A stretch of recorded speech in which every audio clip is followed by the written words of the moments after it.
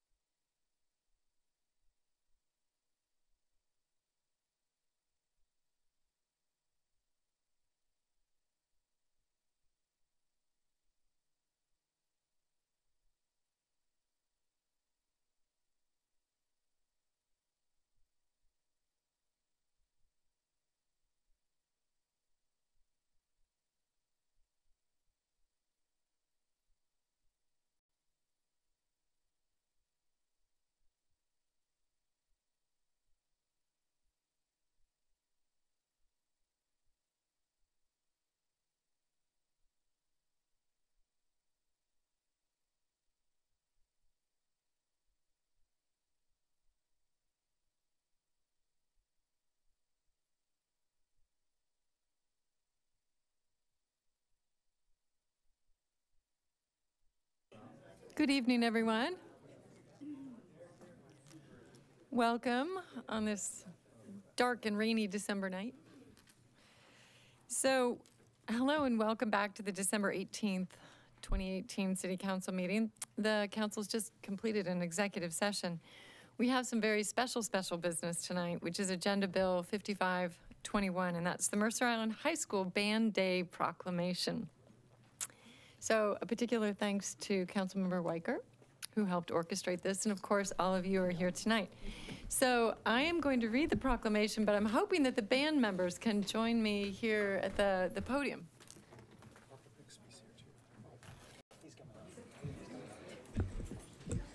So with us tonight, we have Parker Bixby and Kyle Thompson, who are as band director and assistant band director, is that correct? They're co. They both do everything. And a bunch of students who are part of the band. So, Mayor Bertland. Great, well, this is definitely a fun way to start the last City Council meeting of the year. So, whereas the Mercer Island High School MIHS Marching Band has been selected as one of 20 high school marching bands to perform in the 130th Tournament of Roses Parade in Pasadena, California, on New Year's Day 2019, watched by almost 1 million people. And whereas the MIHS band program includes nearly 300 members representing close to 1 in every 4 MIHS students, one of the largest bands in the state.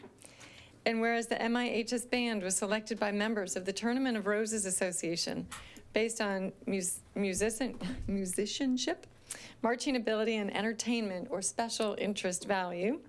And whereas the MIHS band has raised an additional $33,000 to support Banda Escolar de Guayanilla. Did I get that pretty close? Close, okay.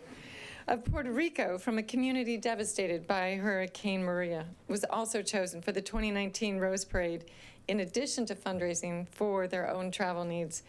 So now, therefore, I, Debbie Bertland, Mayor of the City of Mercer Island, Washington, and on behalf of its City Council, and I would like to think very proud community, do hereby proclaim January 1st, 2019 as Mercer Island High School Band Day in Mercer Island, although you won't be here on Mercer Island on that day. We will be with you. And congratulate the Mercer Island High School band members on this significant accomplishment. So bravo.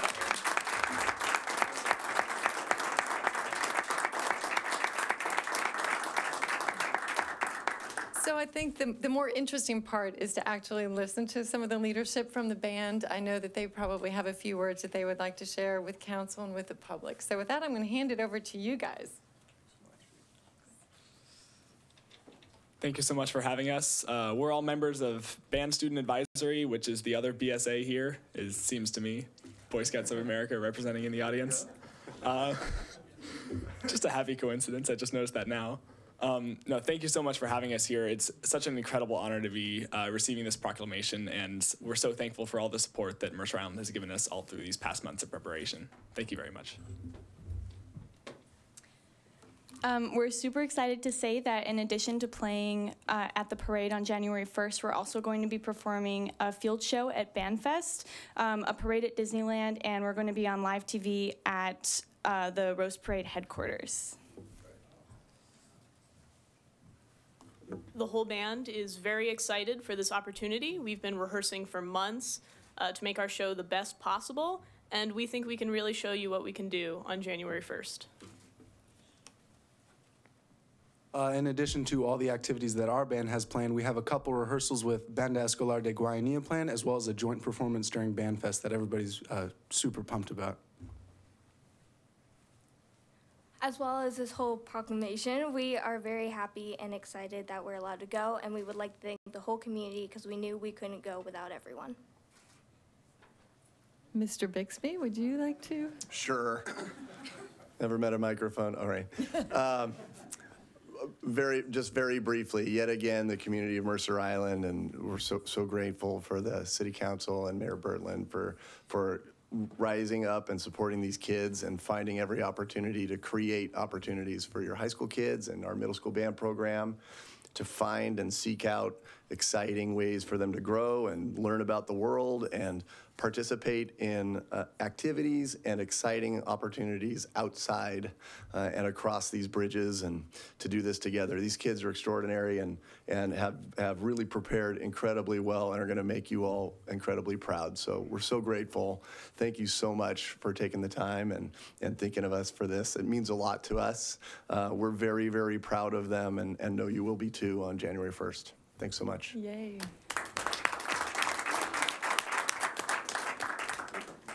So do you want a picture of all of them in front of the podium? Great. Yeah. You should come in front of the microphone. Centered. She's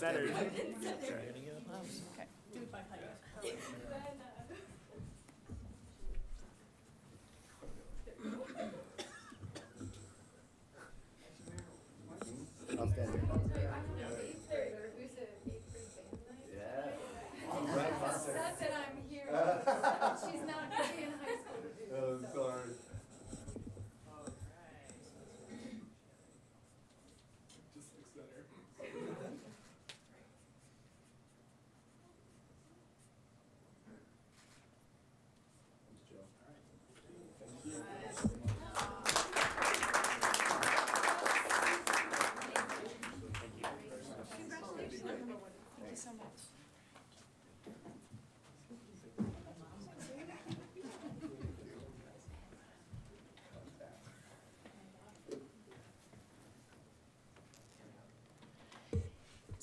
So they took away a little bit of the thunder. I also wanted to give a special welcome to one of our Boy Scout troops that is here tonight.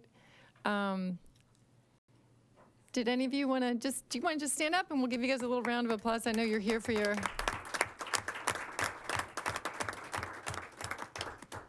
civics project. So thank you for being here. And I know that as each of you go forward, there'll be lots of good stuff that comes out in the community about your projects and good works.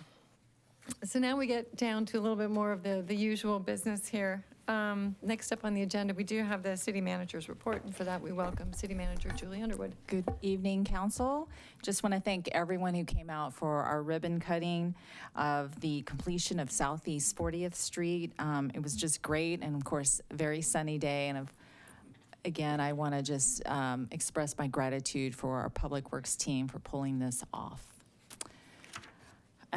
Also, another success, our Mercer Island Thrift Store team had a phenomenal anniversary sale week, including the biggest day of their history. In the council, you're gonna love this. On November 12th, the thrift store brought in over $29,000. That's on a single day, over $29,000. And to put it in perspective, $30,000 is the same daily value as the Seattle Goodwill thrift store, okay? And the Seattle Goodwill thrift store apparently is the highest grossing thrift store, Goodwill thrift store in the US. So, right? No, but I think having, worked in retail through college, when you have a big sales day like that, that meant our team worked their tail off. I'm confident they worked their tail off. So I just want to say thanks to our thrift store staff and to our community members who donated and our community members who came out to shop on our anniversary sale. It has really made a difference. So I wanted to share that with the council. Also, we have our annual Argosy Holiday Ship Festival this Friday at 7:30 p.m. Luther Burbank Park. We'll have a beach bonfire and some warm drinks, so please come out. Should be fun. I think there's going to be maybe music as well. It's usually a great event, and of course, it's a free event, so come on out. Just want to remind the community city facilities are closed for December 25th and January 1st. And of course, on behalf of the entire Mercer Island team, we just want to wish our entire community a great holiday season. But as you're looking— Julie, did you want to remind the community of the community center's closure? Yeah, so, and I forgot to include a slide. I apologize. So every year, this week, right? This week before, usually before the Christmas holiday, we close, and it's both weeks. We close the community center to really do everything you would need to do to keep it fresh and keep it, really keep it in great shape, from cleaning floors, really carpets, windows, everything. It just gets a complete maintenance from ceiling to floor. So it takes those 2 full weeks to do that. And then once we resume on January 1st, we'll have some modified hours at the community center, and we'll have that posted and publicized broadly across our Parks and Rec community and our entire community. So I don't have those hours in front of me, but we will be sure to make them widely available to the community. And if you're looking for new events at the start of the year, we always have a great restoration event to attend. Our first one will be on Saturday, January 5th at 10 a.m. at Homestead Park, and the project will be to help us remove invasive plants at the playground. And if you're interested, email friendsofhomesteadpark@gmail.com for more information or to register. Northwest Artists in Action Guild Showcase will be at the Mercer Island Gallery at the Community Center starting January 7th through February 22nd. The artist reception is on Thursday, January 10th. And the gallery is one of 2 galleries managed by the Arts Council. The next city council meeting will be on January 15th. Some key agenda items will be a study session at 6. That includes an Aubrey Davis master plan update. And then under regular business, we'd like to update the council on our sustainability program, and of course, update you on the proposed commuter parking and mixed use project. As many of you know, we had kind of late breaking news last week when our 2 finalists, and that's Shelter Weinstein and Main Street, came together and said, you know, let's really partner. We think we have kind of strengths that once combined would really make a great team. And so what ended up happening is Main Street will be using Ed Weinstein as the primary architect. And as you might recall, Weinstein had put a lot of thought into the MICA component of such a mixed-use project. And so they will continue to do that. GGLO will be the interior designer for that project. And so obviously I can't move forward until I return to council and seek your authorization to move forward on negotiating an agreement. So that is scheduled for January 15th. Of course, all of this is subject to change, but that's what we have planned for the first part of the year. And that's all I have, Mayor. Great, thank you. So our next item of business is appearances, and this is the opportunity for anyone in the public to speak to the council on pretty much any topic. The basic gist of it is please be civil, and if you need the detailed rules, they're there on the back wall. So, City Clerk, do we have anybody signed up for public appearances?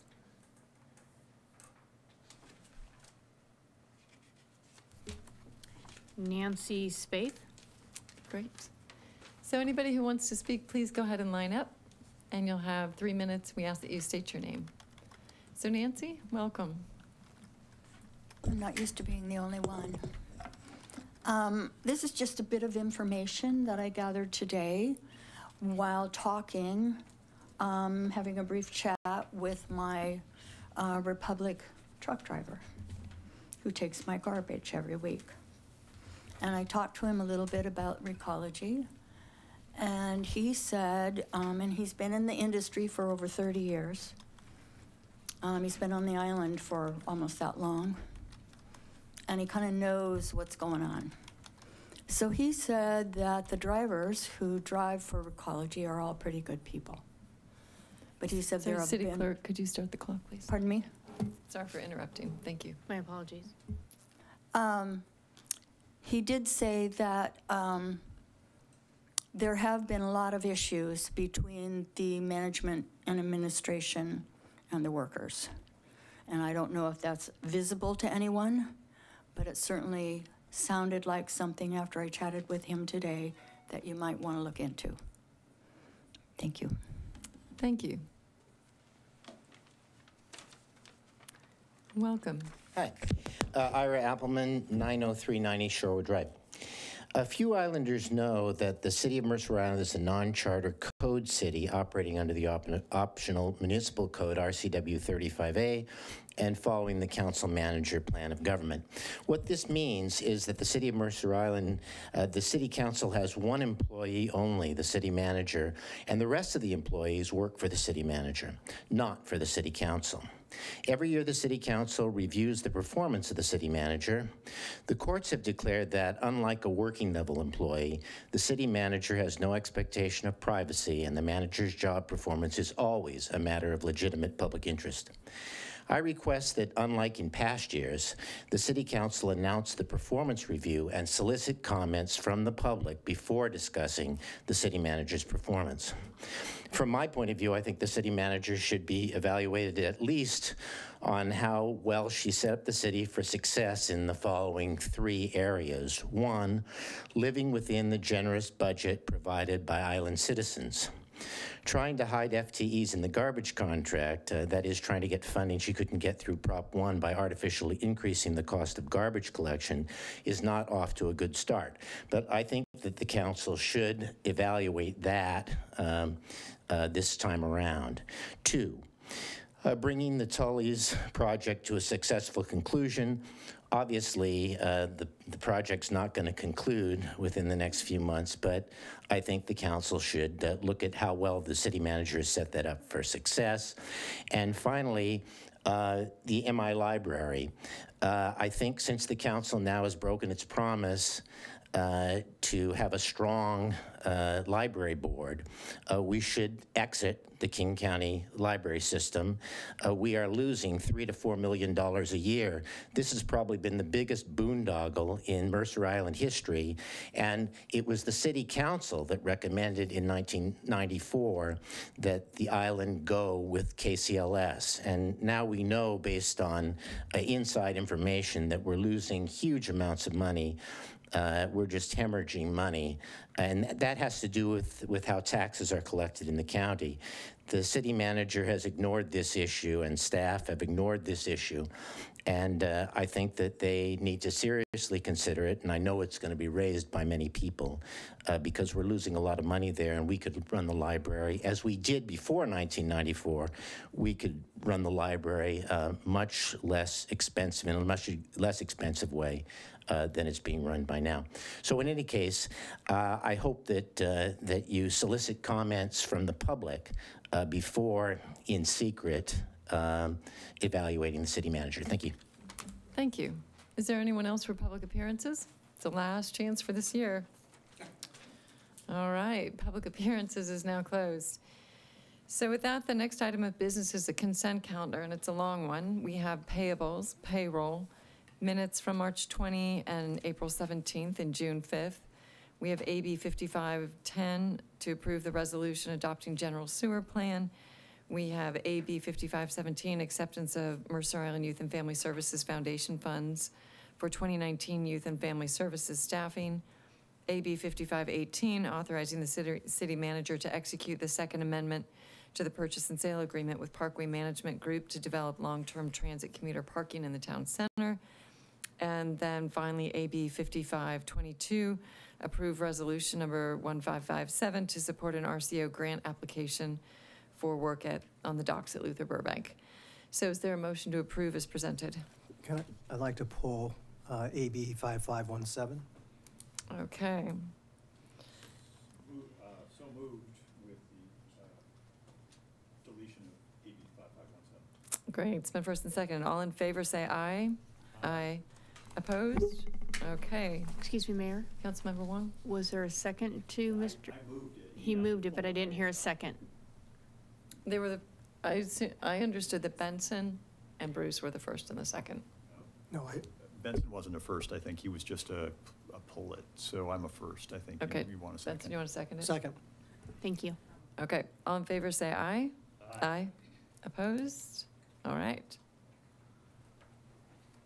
Okay, thank you. Thank you, Mayor. You know, the reason why I pulled it was simply because sometimes when matters go on the consent calendar, it happens so quickly. And I think that this agenda bill needs to be brought out. And just, again, I think on behalf of, well, certainly I believe on behalf of the City Council and the staff, I think we need to spend and express special recognition and thanks to the YFS Foundation for their generosity in making this gift of $69,570 to help fund, bridge some of the deficit that we experience so that we can have a full-time geriatric counselor and also continue to have administrative staff. So again, I just really want to thank the foundation, all the people who are on the board there, and for all their hard work. And I know that they also are engaged in discussing within the community ways to provide a more sustainable funding for counselors. So again, I just wanted to say thanks to the foundation. I will go ahead and make the motion. Move to accept a donation of $69,570 from the Mercer Island Youth and Family Services Foundation to fund the halftime reduction in geriatric specialist position from January 1, 2019 through December 31, 2019, and to fund the halftime reduction in the administrative assistant position from January 1, 2019 through June 30, 2019. Second. It's been first and second. Any discussion? All in favor say aye. Aye. Aye. Opposed? Hearing none, it passes. And thank you to the foundation, indeed. Back to the. I do want to just, yes, thank you to the foundation. Yes, thank you to the public who have donated to the foundation. That's the crux of what happens there, and it's much appreciated. Super. So with that, we now move on to regular business. And our first item of business is Agenda Bill 5520, the Fiscal Sustainability Plan. And Mayor, if you don't mind, I'll introduce this item. So it is with great pleasure that I reintroduce you to Steve Toller. You might recall Steve from Management Partners assisted us this past summer in reviewing our long-range forecast model. And we have retained his company to help us develop a fiscal sustainability plan. Today, he spent all day, him and his partners, interviewing staff, interviewing many of the council members. And so this is really our kickoff for developing the plan. And so Steve is going to review that with you and really be available for any questions that you have. So Steve. Thank you, Julie. Good evening, Madam Mayor, members of the City Council. I'm Steve Toller, a Senior Manager with Management Partners. I'm joined today also by Don Rhodes, who's one of our advisors on this project. Jim Steele, unfortunately, had to return back to his home on a flight tonight. But let me just give you a brief overview of the fiscal sustainability plan for you and members of the public that may be interested in this project. We've introduced ourselves in the past, but we have extensive experience in working in local government and serve exclusively local government, financial planning and budgeting and process improvement and operations improvement, a whole host of services that we provide. And we provide services to cities all throughout the United States. We're doing some work here in Washington as well, and have come up to speed quite a bit on in terms of local municipal finance issues related to cities here in Washington that we think will be very helpful in providing you an independent analysis of the various budget strategies that could form the basis for a fiscal sustainability plan for the city. So let me just take a minute to describe what that is for those that may not be aware of what that is. You talked about sustainability. That was a different type of sustainability. This is fiscal sustainability, and it really addresses the issue of how can the city ensure that its financial resources are sufficient to provide the level of services that are desired and set by policy, of course, by the council, desired within the community, that really allow you to provide those services long-term without the threat of either solvency or default of promised either expenditures or liabilities. unfortunately, there have been several cases in the United States of cities that have not adhered to such sustainable practices. I know that after you had reviewed your long-range 6-year forecast, you had identified that there was a need to address this quickly. The council's, taking action actually on that, and one of those points of action is the fiscal sustainability plan. Any fiscal sustainability plan that's developed for you and that we will be developing on your behalf is customized to the requirements, the feasibility, and the impacts on Mercer Island. We do not use a cookie cutter approach. We tailor and identify each situation separately for each agency that we work with. That said, there have been tried and true practices that have been implemented by agencies here in Washington and throughout the United States, and we have every intention of being able to use our experience in working in local government and our practices and tailoring that to the needs that you have to be able to bring fiscal health to your city. And the way that we do that is we provide an in-depth analysis of various fiscal strategies or budget strategies, as it may be called, that would be applicable to this community. And we typically do that in 4 areas. 3 of those areas that are shown here on the left side of this small graphic on this page relate to and hope to maintain service levels to the fullest extent possible that is enjoyed by members of this community. And they include expenditure controls and cost shifts. So how are ways that Mercer Island can be mindful of the expenditures of services and ways that it could control those costs a little bit better, or even find ways to shift those costs to either other funds, legally, other funds within the city, or other parties that may make sense to bear some of those costs that would alleviate the general fund. Service delivery alternatives is the second area, which would be taking a fresh look at the different ways that a community is providing services, and whether that means looking at opportunities to be able to contract in services, contract out services, sharing services with other agencies, similar to what you've already done in your municipal court system, where you're actually contracting in services with the city of Newcastle as an example of service delivery alternatives that could be explored. And finally is looking at revenue enhancement opportunities to be able to generate greater resources for the community. Those 3 in combination would have the opportunity to be able to maintain service levels, and to the extent that those are not viable, then the 4th category looks at reducing services and looks at opportunities to reduce services that might not be enjoyable, may be painful in fact, but would be required to ultimately avert the city really needing to exercise any bankruptcy proceedings, unfortunately, like we've seen other communities do across the United States. Our analysis will do a fiscal impact analysis of each strategy, and as well as determine the feasibility of implementing those strategies, which will then be brought to the council for your review. And one of the tools that we use in determining feasibility is really this rubric, if you will, looking at different tiers for each set of factors, and that ranges from the potential for community support, the technical and operational ease of implementation. Will it be able to be put in place in time to provide the fiscal sustainability that you're looking for? What is the impact on service delivery?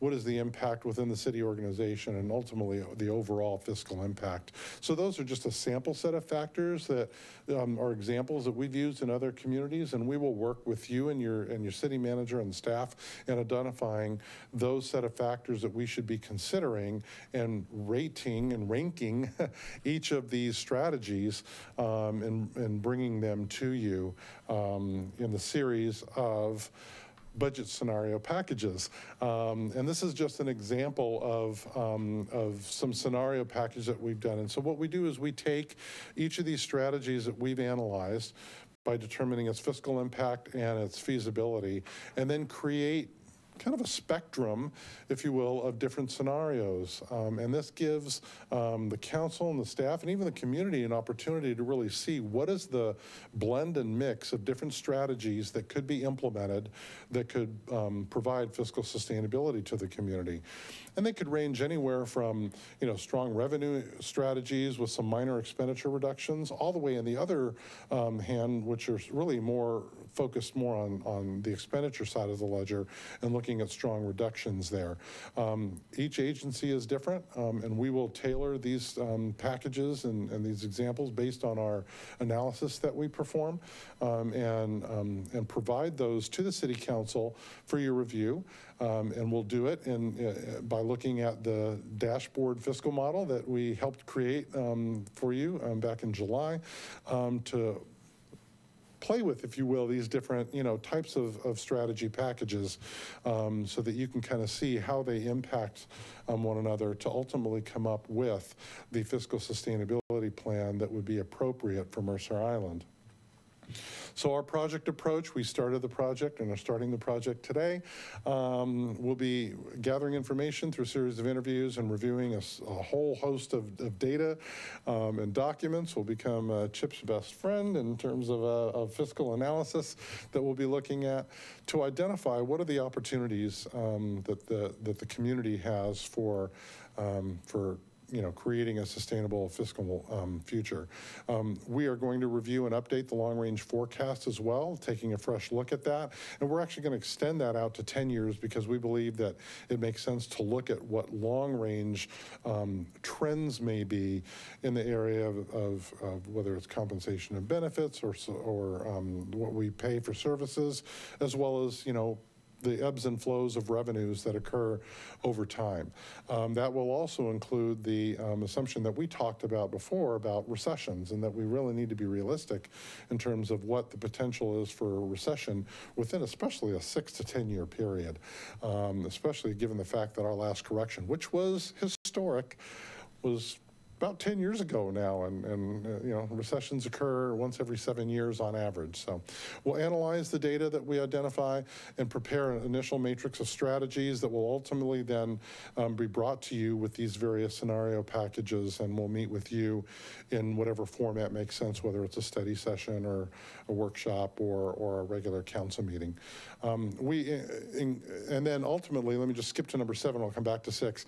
The 7th activity is supporting implementation. And so once the council comes together with consensus on what the sustainability plan is that should be moved forward, and parallel to that, we will develop a high-level draft implementation action plan for the city's consideration and how you would go about implementing these different areas. It's not a detailed action plan that goes to the infinite detail about specific times and steps of things that have to be done, but it will give those high-level tasks that will need to be accomplished in order to implement the chosen strategies that are looked at.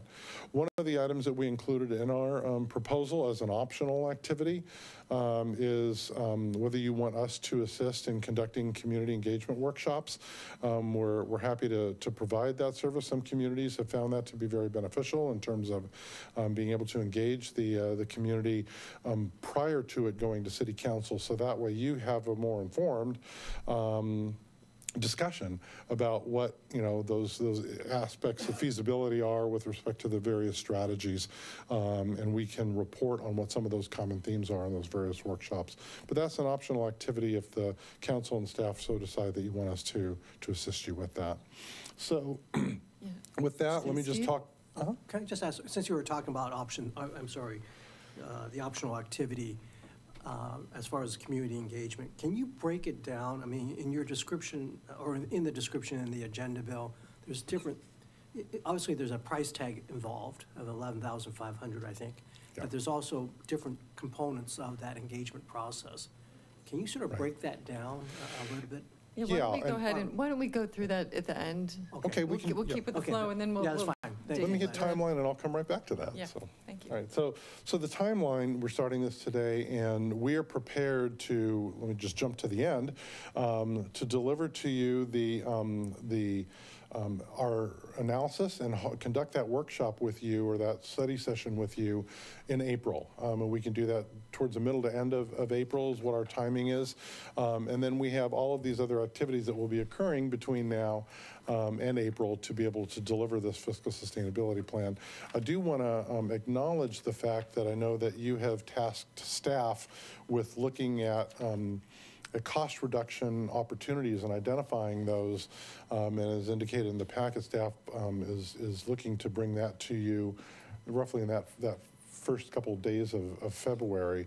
We will incorporate the work that staff is doing in terms of our analysis, but our analysis will not just stop there. It will basically include that, but will include several other strategies in those 4 areas for consideration. So that was my presentation. Let me jump back then, if you'd like me to address what the community engagement workshop looks like. And, you know, again, we will tailor that to whatever the community's needs are and what makes sense. Some communities look for us to do 2 to 4 workshops where we bring in variety of constituencies, whether that be, for example, the resident community, perhaps it's the business or commercial community.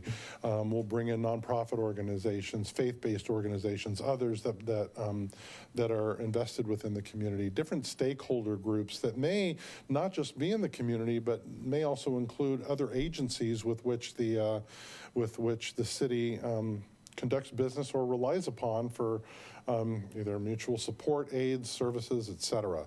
And so we're willing to and work with you in tailoring this. What we did is in the proposal, we included in there that we would conduct 2 workshops, but again, we could look at what those look like. And the workshops are engaging. We use some different engagement tools to be able to get ideas from the community, as well as to get their perspectives on different strategies that may have been reviewed and identified by us as part of that. So that way we can take the information that we get from those workshops and inform you about what those common themes were that came from our engagement with them. In some cities, we've actually done like surveys, surveying the community. We did not propose that here. We're willing to do that either in lieu of or in addition to the workshops. But the concept that we had incorporated in here was to be able to help either identify new items that perhaps we didn't consider, and to get some type of input from the community in terms of what their perspectives are on those strategies, so that way you would be a little bit even more informed in terms of those that have come to those. The workshops can either be with hand-selected participants, or they can be open town hall type meetings as well. So we're completely open and amenable to how you want to accomplish that. But clearly, definitely would happen on site somewhere within the community, and we would choose the venue based on, you know, how extensive we want those workshops to be. Councilmember Wong, did that answer your question? It does in general, but I think at some point, if the price again is at $11,500, it's just a matter of like, you mentioned in this case for 2 workshops. I mean, does that mean each workshop is $5,000, you know, whatever it is, or do you mix and match? You also mentioned possibly 4 workshops. Yeah. Do you do a town hall and 1 workshop? Anyway, I think it'd be a matter of trying to get a better idea of what the possibilities are, so that we can decide how to best use your talents and also spend the money the most wisest as far as getting as much public input as possible. And if I can, just to speak to length, we find that after about 3 or 4 hours, people start getting a little bit, you know, okay, this is going a little long. So we try to keep them crisp, very active, get people moving around and charting and helping to, you know, really create some of that fresh dialogue. So we would envision that it's no more than 4-hour meeting, but preferably shorter than that. I mean, I would imagine that staff will be coming up with a recommendation for full community engagement, of which this might be a portion of. That's right. And we have Bruce, and then Salim, and then Dave. Thank you for the presentation. So my thought regarding this community engagement question is to punt answering that until we have a better sense of what the shape of the answers are that are coming to us. And part of what's going on in my head is that we have a very engaged fraction of our community already who will be sure to give us lots of feedback regardless of what format, or what forum we might create. But I'd like to contemplate holding off making this decision until we know more about how things are shaping up. But so with that, I ask the question of you, how much flexibility do you afford us in getting this decision decided later rather than earlier in your process? Is it okay to wait until March to ask you to do public engagement in April, for instance? Or is that going to really mess up your ability to deliver that service? Yeah, in our timeline and the sequencing of the project, I mean, clearly in order to inform you in advance, there's two ways that this could be done. One is to inform you in advance so that you make a decision based on, a variety of factors, including the engagement that we got from the community. The other is that, we have one community that decided to do it differently. The council kind of came up with their fiscal sustainability plan, and then we engaged the community on that, and then council made a final direction as to how it wanted to go. And so in either case, the bottom line here is that the way that we've structured this is that to inform you prior to that, we'd want to hold that workshop not later than that last week of March. So making the decision early in the month would give us time to be able to mobilize and get everything together. There is some planning that's going to be involved, though, in being able to, if it's a broad town hall type format, you'll want to have sufficient time to be able to get the public noticing out. If it's hand selecting participants, 15, 20 participants per workshop, for example, you still need some time in order to get that on people's calendars, but it's not as intensive as doing full community outreach. Great. We've got Salim, then Dave, then Wendy. Steve, I want to talk a bit about the long-range planning tools you're going to leave the city with, so that the public understands that this is not just a once-and-done generate a plan and, I hope you do well with it, we'll see you in 10 years kind of thing. When you say you're going to build a 10-year forecast, you're going to give us a tool that will be a long-range forecast, but it won't be sustainable until that 6-year, 7-year deficit goes away, right? And so can you talk a bit about how your forecast might be, how it lives over time, how it might be treated differently than the forecasting the city's been doing, which is kind of a quarterly update where the forecast is, the puck is always moved every quarter? Sure. And would we be going back 10 years from, when we get it to say, how well did they do? Was that 10-year forecast accurate? Just talk a bit about that kind of thing. Yeah. The fiscal sustainability plan is much like a strategic plan, but has more of a fiscal tone to it, of course, that becomes part of a comprehensive strategic plan. As you know, strategic plans are not meant to just sit on a shelf. In order for them to be valuable, they've got to live, move, and breathe with the organization. And the fiscal sustainability plan is clearly one of those. And so the concept is using the baseline model, fiscal model, and updating and revising that as we indicated there, and then applying the different budget strategies that get incorporated in the sustainability plan. And then, again, continuing to go back to that, refining it, using it. If there are areas that have been identified that were not anticipated when the original plan was done, you update the plan based on some of those new strategies that may come forward. If certain strategies are providing greater relief to the general fund, you would update that, incorporate that, and that may make some changes to some of the other strategies that may have had a deferred impact.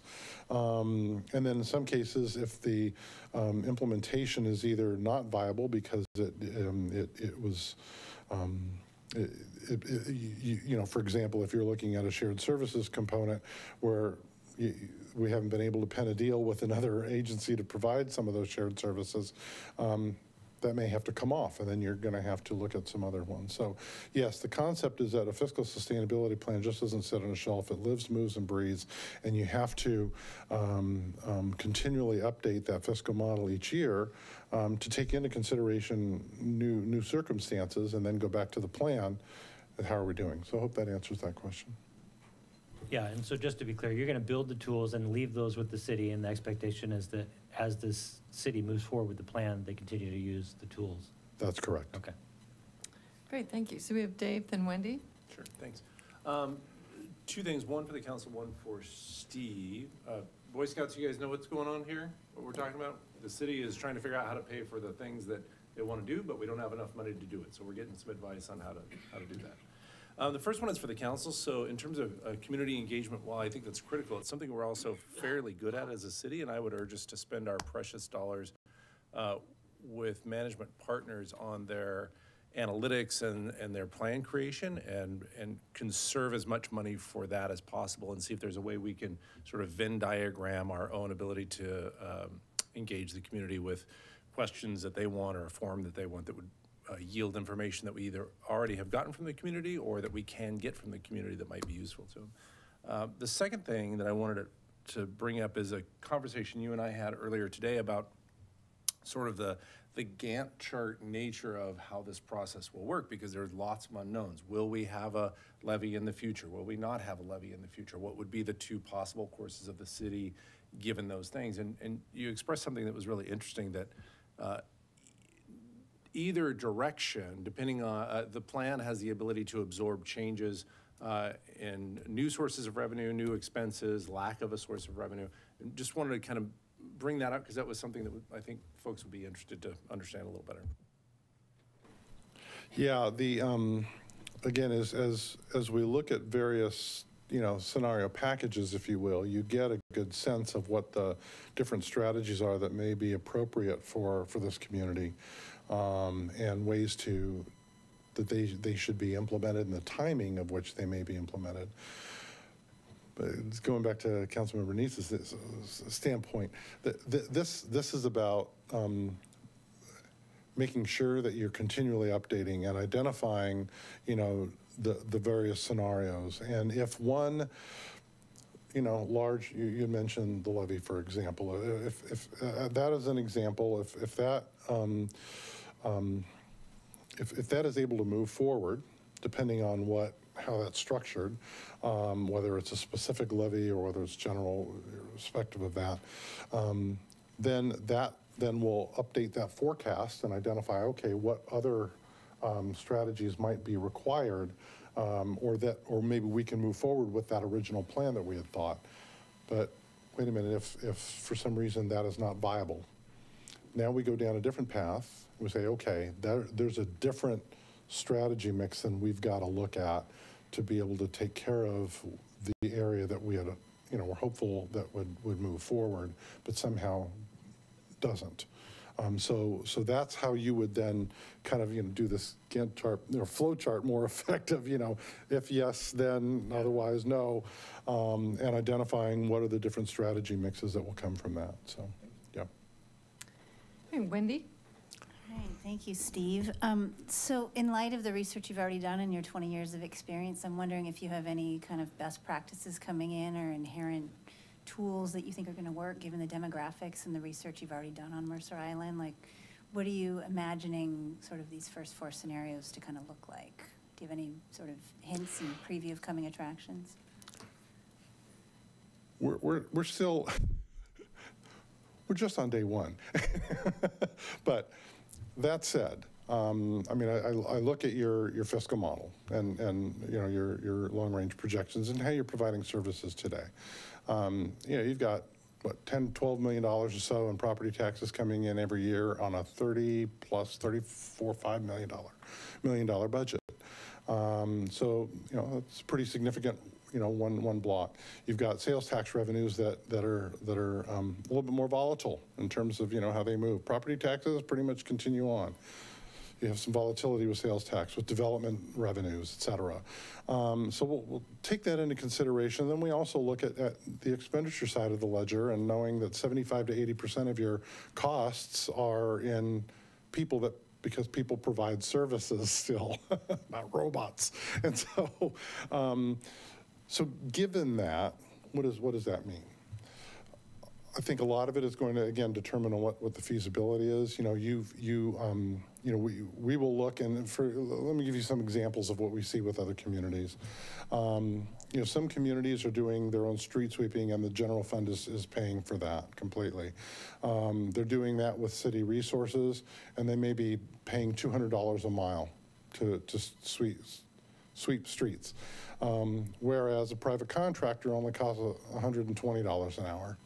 And so some communities, it makes sense to go ahead and contract that for service, as a service. You know, other agencies are looking at, you know, parks maintenance. They're looking at street maintenance, especially to the extent that, you know, transportation districts or gas tax funds or other types of funds are not sufficient to cover that. The general fund's having to do that, so they'll look at different ways to be able to treat that. I'm not going to predict kind of what the model will look like, but we will be giving you a blend of those different types of strategies based on our thoughtful analysis on both sides, on the revenue side, on the expenditure side, to identify what different options are. I'm sorry I can't be more specific to give you a prognostication, but I don't think that it's appropriate to do that right now because we're just starting this, and we want to make sure that we're doing this with eyes wide open on what's going to make sense for Mercer Island. Great, so I'm going to take a turn, and then we have Benson. We'll go for another round if people are interested. The first one, you know, just kind of going back to the conversation. So for the sake of the community, I think almost all of us met with management partners today. They had a chance to interview us. And thank you to the Boy Scouts. I was concerned that this wasn't going to perhaps be the most riveting conversation for you, but thank you for being here. Thank you. But going back, the first thing that we did, you know, we covered was that the council's provided a set of guiding principles. And one of the key guiding principles in there is that nothing is sacred. So there's nothing that is off the table in terms of looking at as far as all four of these different elements. So going to my question, again, we touched on this morning. There's that which is within the city's control, and then there's that which we might recognize as a long-term play, which means the city might have the ability to influence, but not directly direct. And an example there would be any of the efforts that we make with regard to lifting property tax caps or looking at, for example, we have the situation with prevailing wage where we would probably need to go and do some lobbying efforts, et cetera, such that we could reduce some of our landscaping maintenance costs. So when you think about this, you know, if you had to give the community a short description about the extent to which we'll be focusing on that, those levers which the city can pull and those which would be indirect or influence, how would you approach that? Yeah, and somewhere that it talks about this feasibility issue is that as we identify various strategies, some strategies may have multiple different ways of getting to it. Perhaps, you know, for example, let's take a revenue example. You may need some legislative relief that's provided to you either at the county level or probably more likely at the state level to be able to implement a different threshold, let's say, for the annual tax levy, for example. You know, that would be something that we would identify that, you know, has the fiscal impact.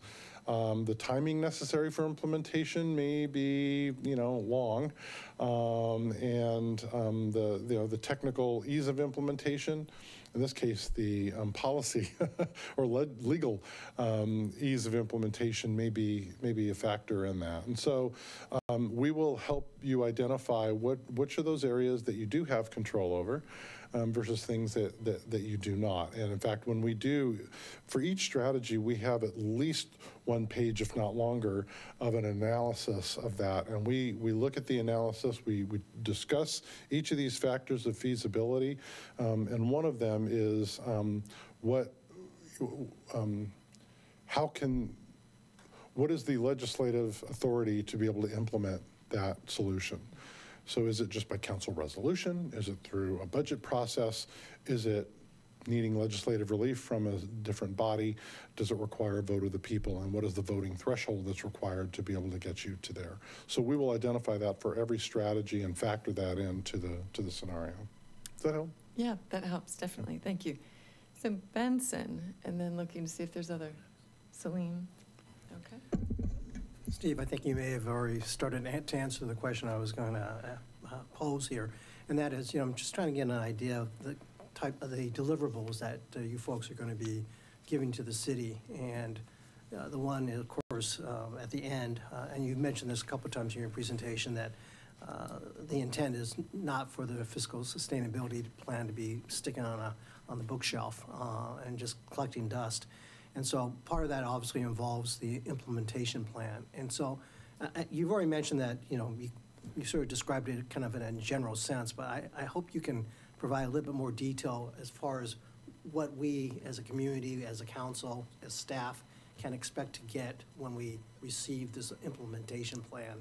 And if you can actually share perhaps an example that you've had with other cities that have taken your implementation plan, what does that look like, I guess, is really what I'm trying to get. Sure. So, so the analysis that we perform is in the form of either a report or memorandum, depending on how formal we want it to be. But it incorporates all the different factors that we are using to identify feasibility. It identifies the documentation that we looked at so that you understand it. And then goes into and identifies what is the total volume of strategies that have been analyzed in terms of fiscal impact in each of those 4 categories. And then what we do is we then show how each of those strategies then meet with that whole feasibility ranking, if you will, to identify whether it's something that has a high probability of feasibility and implementation, or medium or low. And then we give you then the strategy scenarios and identify that if you select these strategies, which all have either a high or medium feasibility, we'll likely focus on those because those are the ones that are more, likely to be implemented successfully. We then incorporate those into those 4 scenarios. We'll work with you on that. We'll show you live during your presentation. We'll give you snapshots of what each of those look like and what that does to the fiscal model, the graph that shows reserve levels, right, and the gap. And then we'll show that to you live and demonstrate if you mix and match things, what happens during your conversation. But then also what's included in that packet, again, like I said, each strategy has a separate page or more that discusses, how we went about analyzing that. In some cases, it may include, for example, if we're looking at utility users tax, one of the big items that people want to see is how does this compare to other communities?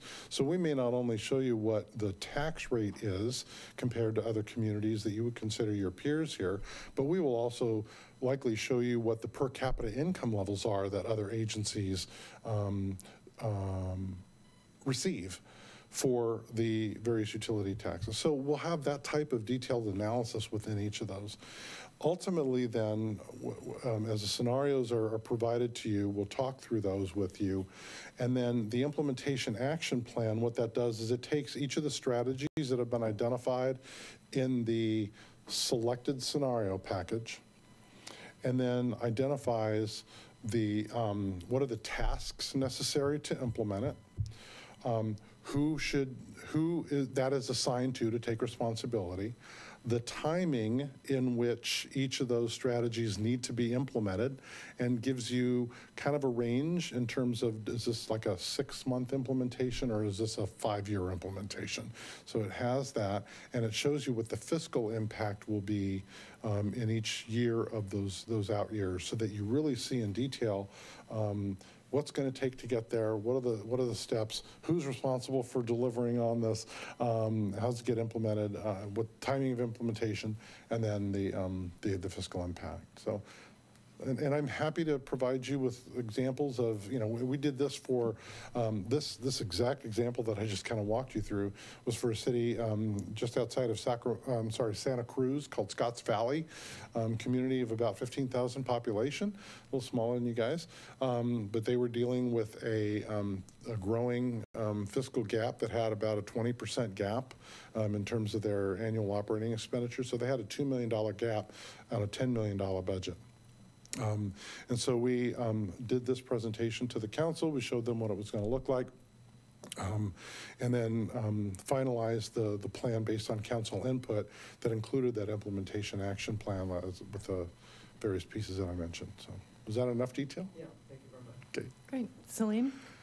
So kind of a little bit in the same vein, if we think about the levy, the last long-range forecast that you guys did, we were looking at a $7 million deficit in the 6th year, right?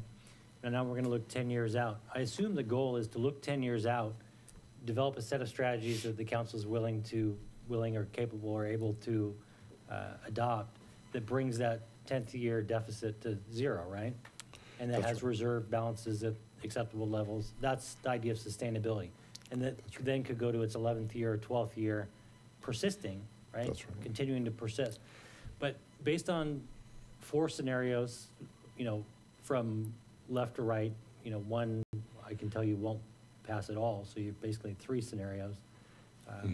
Are we going to be able to, as we go through this, we're going to be able to pick and choose from those things and then look real time at that 10-year forecast to see how we could put that puzzle together to kind of close it? What the impact is going to be if you choose either one of the 4 or however many scenarios we end up coming up with, or mix and match. Right. And absolutely. Can you talk a bit about where we are in our trajectory? We were an aircraft taking off, and we were at the $32 to $34 million range, and we started deficit spending. So first it was a couple $100,000, then it was $500,000. This biennium was supposed to be $2 million, but council said we need to take another 1.2 in cuts. If everything goes to plan, would be $800,000, right? Yeah. So looking 10 years out, we don't have the reserves to kind of cushion that at the clip that we're going.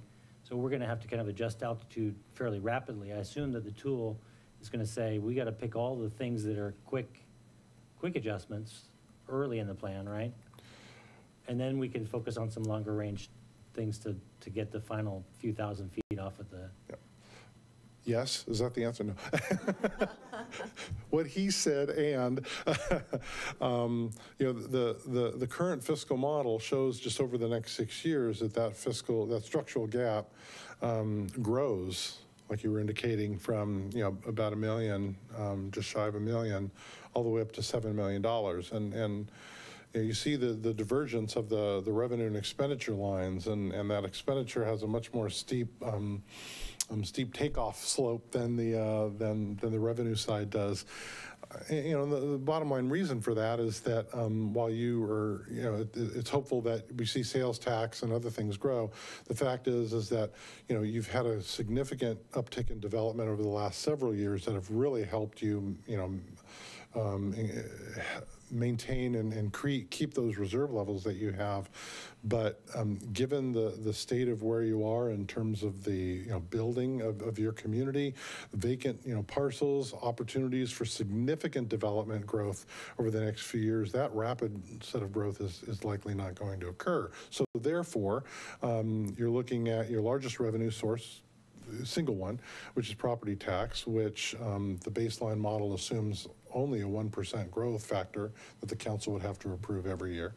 And then there's some modest growth in your utility users tax and your sales tax revenues. And then I mentioned the development revenues. Yet on the expenditure side of the house, which close to 80% is salary and benefits, compensation for employees, that's expected to grow at a rate of anywhere from 3 to 4%. So here you've got, one side growing to 3 to 4% based on, CPI projections, cost of living, equity adjustments, benefit, changes and other things that could occur. But on the revenue side, it's not growing as steep.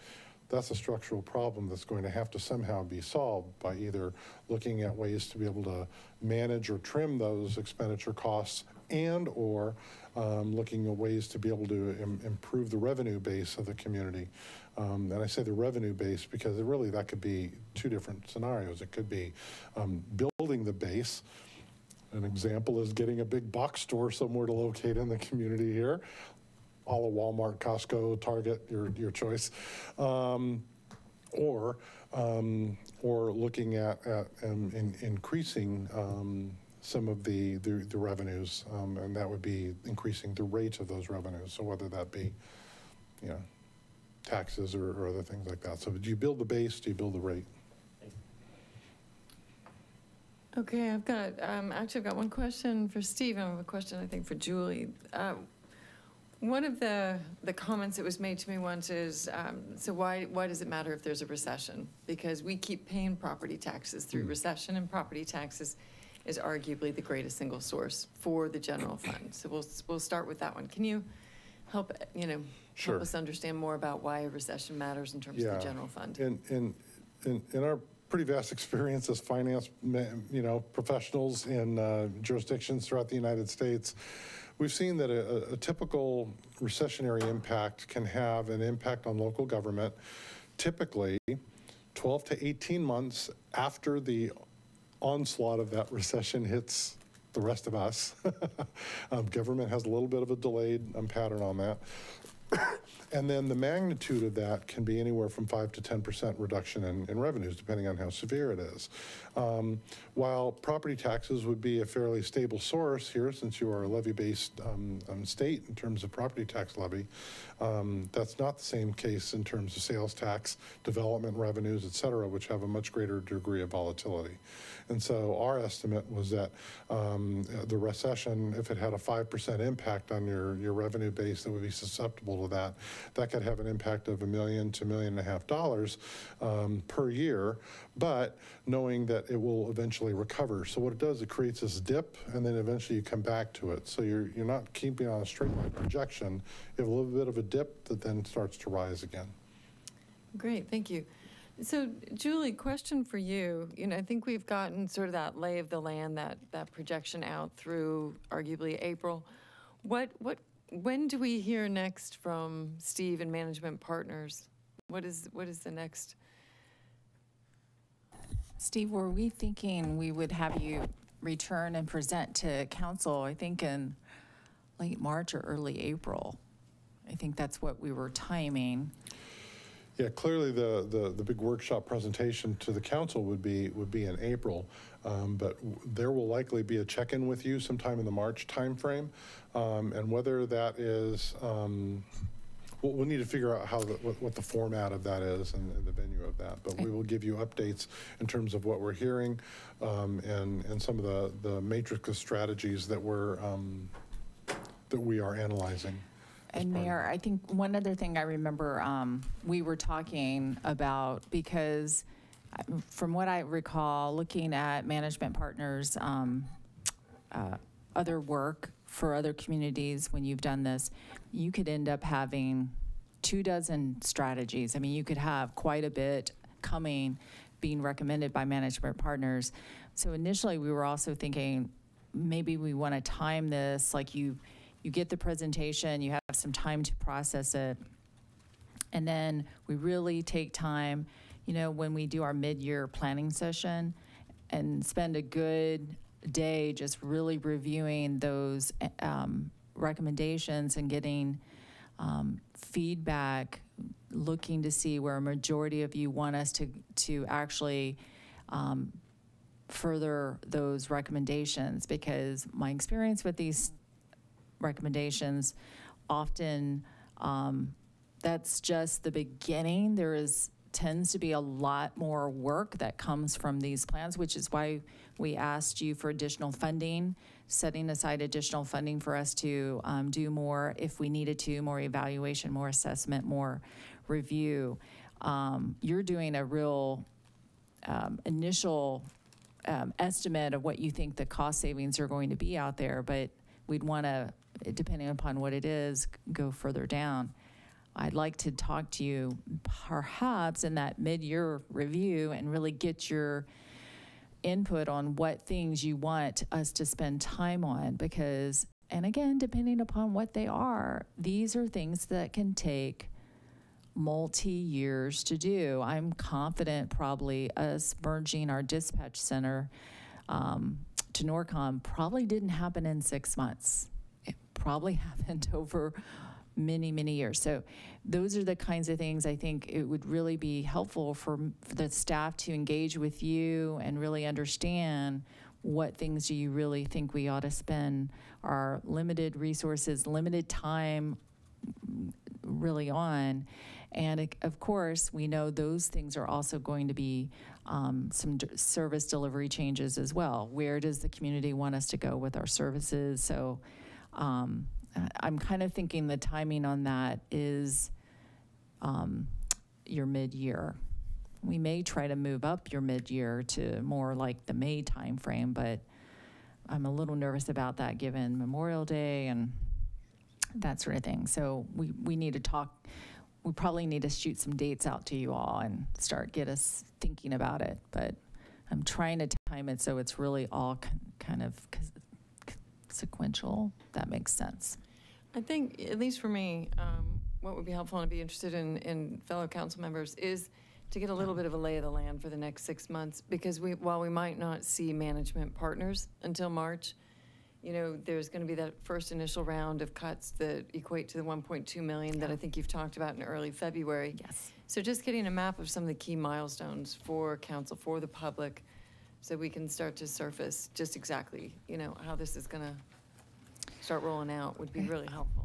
That's right. So we have fiscal plan, which is taking the long view. It's taking that really decade view. You've instructed us to reduce our deficit spending by 1.2, and we're working with the staff. We're planning to present that at your, I think it's February 1st and 2nd planning session. We're planning to present that to you then, and get your feedback on that. And then hopefully, once you approve that, move forward on making those changes. That will, of course, the good news is it's going to feed into Steve's fiscal model as far as forecasting out, because again, it helps, as you know, it helps the sooner we reduce our expenses now, it helps out in those out years. So it's going to feed into his forecasting model.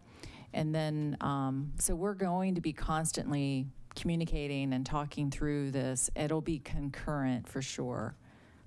It just, at least for me, again, speaking only for myself right now, just to get a little bit of a work plan in terms of, you know, what comes before council when, in terms of either discussion or decision-making. So, I mean, one of the examples I would give is just today, as you referenced in your city manager report, there'll be the announcement about reduced hours at the community center. So that would be an example of what the community can anticipate, or just some of these, you know, some of the, I think Salim called them the faster moves.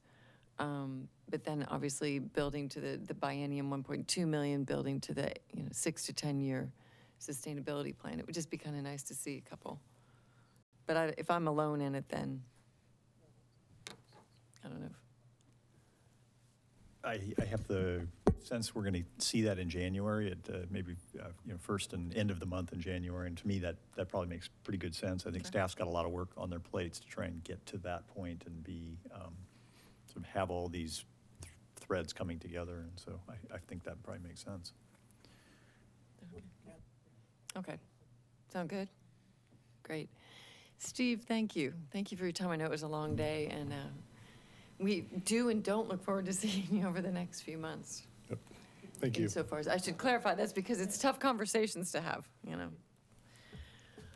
Any further questions, Bruce? I just wanted to mention, so there was sort of this actively asked question about the optional activity 7, if desired.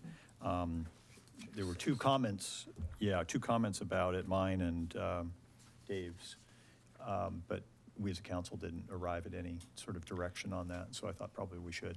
Well, what I heard from council was, I think we're talking about the community engagement component, was that we don't necessarily know enough now. Yeah, I didn't think there was a decision to make. Right. Well, Yeah. but you registered an opinion, I registered an opinion, and that's different from a council registering an opinion. So I thought that we probably ought to at least see where the will of the council is rather than just where I am or you are. Well, okay, so perhaps my misunderstanding then, what I took away from Julie is that the staff would be building out an overall community engagement plan, and then we would be able to assess the role and opportunity for management partners within that. And that Steve made pretty clear you would need to know probably by the beginning of March, roughly. Yeah, I kind of got the sense that you really needed more information about how that community engagement plan would really be implemented. And I think I heard from Councilmember Wiesentiner that there are there's tools we're currently have in place we can utilize. So I think I need to really, what I prefer to do is outline what those engagement pieces are, bring that back to you. And of course, with the help of management partners. I think the benefit of having management partners, at least for maybe one town hall or one type of community meeting, is providing the public a chance to ask questions, because I think there's a lot of maybe misunderstanding out there around the services the city provides, the city's revenues and that sort of thing, and having that independent person come in to be available to the community might be of benefit. So, but I want to see how I can structure that along with the other communication engagement tools that the city does already have in place. So that was the general gist of where I thought you all were going. Like you want it, but you're not quite yet ready to say, go do this as scoped in what was presented tonight. Is that fair? Council, I'm seeing lots of nodding heads. Okay. Good. Bruce, are you comfortable with where we've landed in terms of the AV? Yeah, I am. Okay. Actually, the one thing I might add is just from a standpoint of cost, I could certainly imagine us getting Steve on a video link for a meeting where we've got the public there, we've got him available, but speaking not in person, but from a television set, and able to answer questions and have a back and forth, but keeping our costs down. Just a thought. Okay, great. Well, thank you, and have a safe holiday season.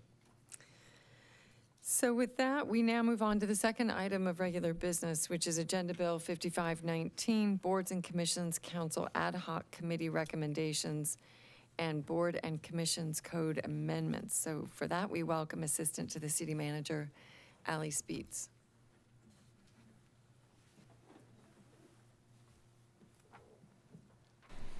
Good evening, Council.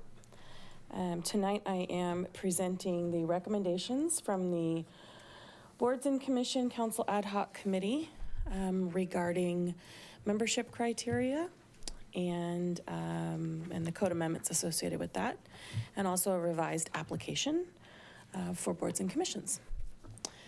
So our committee members, Councilmember Weicker and Councilmember Wong, and former Councilmember Tom Acker, Julie, City Manager, myself, City Clerk, Deb, CPD Director, still getting used to saying that one, Evan, Public Works Director, Jason, and Parks and Recreation Director, Jesse. So we met over the last year. I think we met 4 times and did some correspondence by email. So I'm very thankful for Councilmember Weicker and Councilmember Wong's time in coming in for our early 7:30 a.m. meetings to talk about very important and very exciting information. So the purpose of the committee was to revise the application form and cover page for the boards and commissions and develop membership criteria for the Planning Commission, Design Commission, Utility Board, and Arts Council. Propose code amendments for boards and commissions sections in the code for consistency, and then also to propose new code language for Parks and Recreation Commission. And this was added in June 2018 at your mini planning session. So the first of the 4 recommendations is to create and rearrange the sections in the code regarding membership, members, appointment, removal, and vacancies. So these are what we wanted to do was create some consistency and some standards in how the code looked, and so that people could easily find these different sections and make sure they all said the same thing. We also decided to propose instituting term limits for all of our boards and commissions. Some of our boards and commissions have members that have been on them for years and years and years. Some we have a hard time keeping members on, but we also, I think a value that came out was that we want to keep having our public, our citizens, our residents get involved in city process. And so having term limits for all of the boards and commissions is a little bit easier to remember, and it will encourage new people to be involved. Parks and Recreation Commission. So at our June 2018 mini planning session, your mini planning session, we discussed boards and commissions, and two of the recommendations that came out of that were to sunset the Parks and Recreation Subcommittee of the Council, and to let the new Parks and Recreation Director, Jesse Bond, determine whether or not the city needs a Parks and Recreation Commission. And it is her determination that we should have one. It'd be a good addition with the sunsetting of the library board that allows for some staff time to take this on. But the purpose of it will be to serve in a policy advisory capacity to the City Council. And then part of the code is asking that those who apply have an interest in park planning, recreation, athletics, urban forestry, environmental stewardship, and library programs. There'll be 7 members. Residency is required. Term is 4 years with a 2-year term limit. Council liaison will be appointed, and we'll start this in June 2019 with the beginning of the boards and commission cycle. The last recommendation is for the application. The cover sheet that we added to it clarifies the application process as well as the appointment process. And a few things that were added were a financial interest declaration, a potential conflicts of interest declaration, and acknowledgements and understanding of the Code of Ethics statement. So I'm here to answer questions along with Councilmember Wong and Councilmember Weicker. New mayor here. New sheriff in town. I'm going to look to my left. If there's questions, I'm going to obviously defer to the 2 subcommittee members who designated so much of their last 12 months to this project. No questions there. What do you got? Any questions to the right? Bruce? Suspecting they don't have questions. They're here to answer questions for us. I've got several, but I'll only go one, and I'm going to know only one, and then I'm going to hand off to you. Design Commission, you've proposed to add an alternate member. This is something new. I'm scratching my head a bit about it, and I had sent a question in to Allie, who described a little bit what the intention was, but could you give us a little bit more on why you're trying to create that rather than leave it with just a straight 7-member Sure. Roster?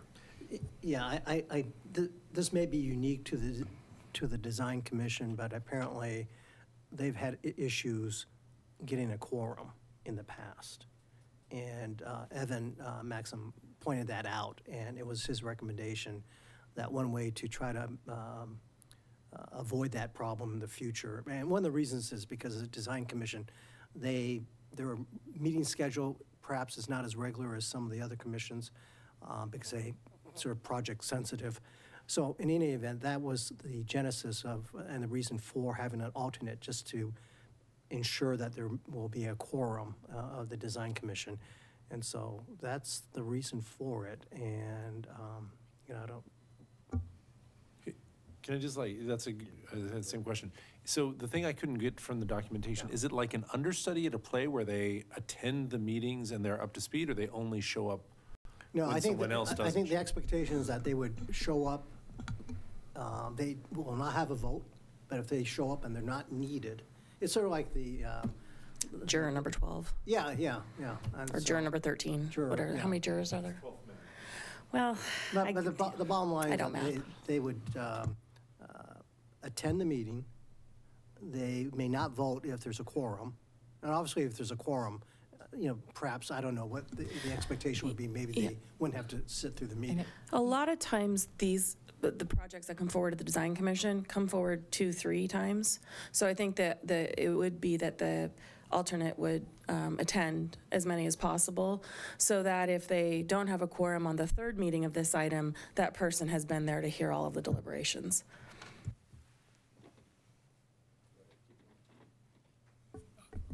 If we're going to, I understand the logic of having it. It makes pretty good sense. But I note that there's no structure around the alternate in terms of how long their term is or when they're replaced, or It would just be 8 members that get appointed. Okay, so you. And the one would just be deemed alternate. Okay, so under the section on terms, you would want to add, rather than just positions 1, 2, 3, 4, 5, 6, 7, you'd want to add another. Yep, we can do that. Person to that list. And also spell out the fact that, essentially you'd be saying members and alternate for most of the language throughout this would be, it would probably solve the rest of the questions. And we may just say that at the end, we'll add language so it's clarified that everything applies to all 7 members and the alternate member. Yeah, as well as this question that Dave raised, and was a question of mine too, which is, they are expected to attend all meetings, right? Because otherwise it's not clear here that that's the case.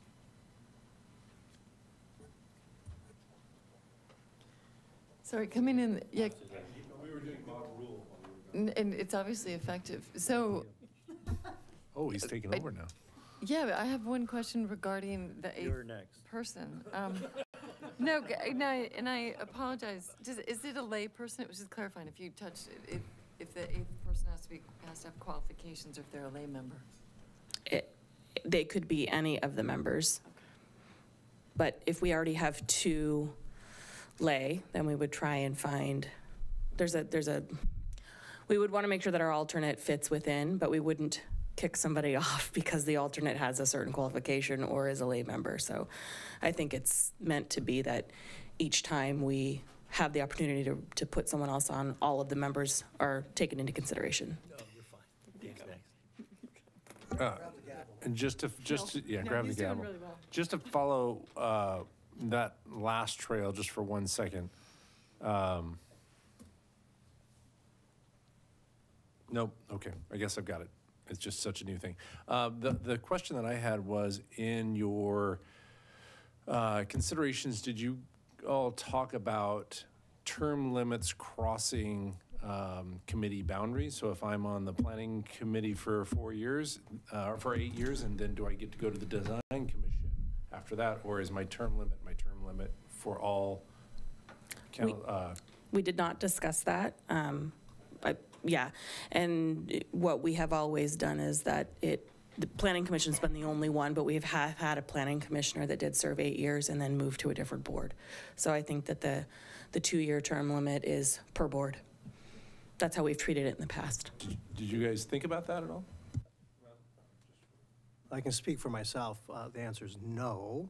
But I think the way that the language reads, it doesn't, you can serve on a board, do your 2-term limit, and then move to the next one. There's nothing that precludes that.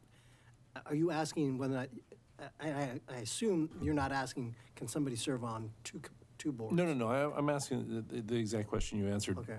And the only There's nothing that precludes for somebody. Okay. Yeah. Because there has, we have had people that have drawn issue with, it seems like you keep the same people and sort of shuffle them around the chessboard a little bit, and didn't know if that was something that you all deliberated on at all.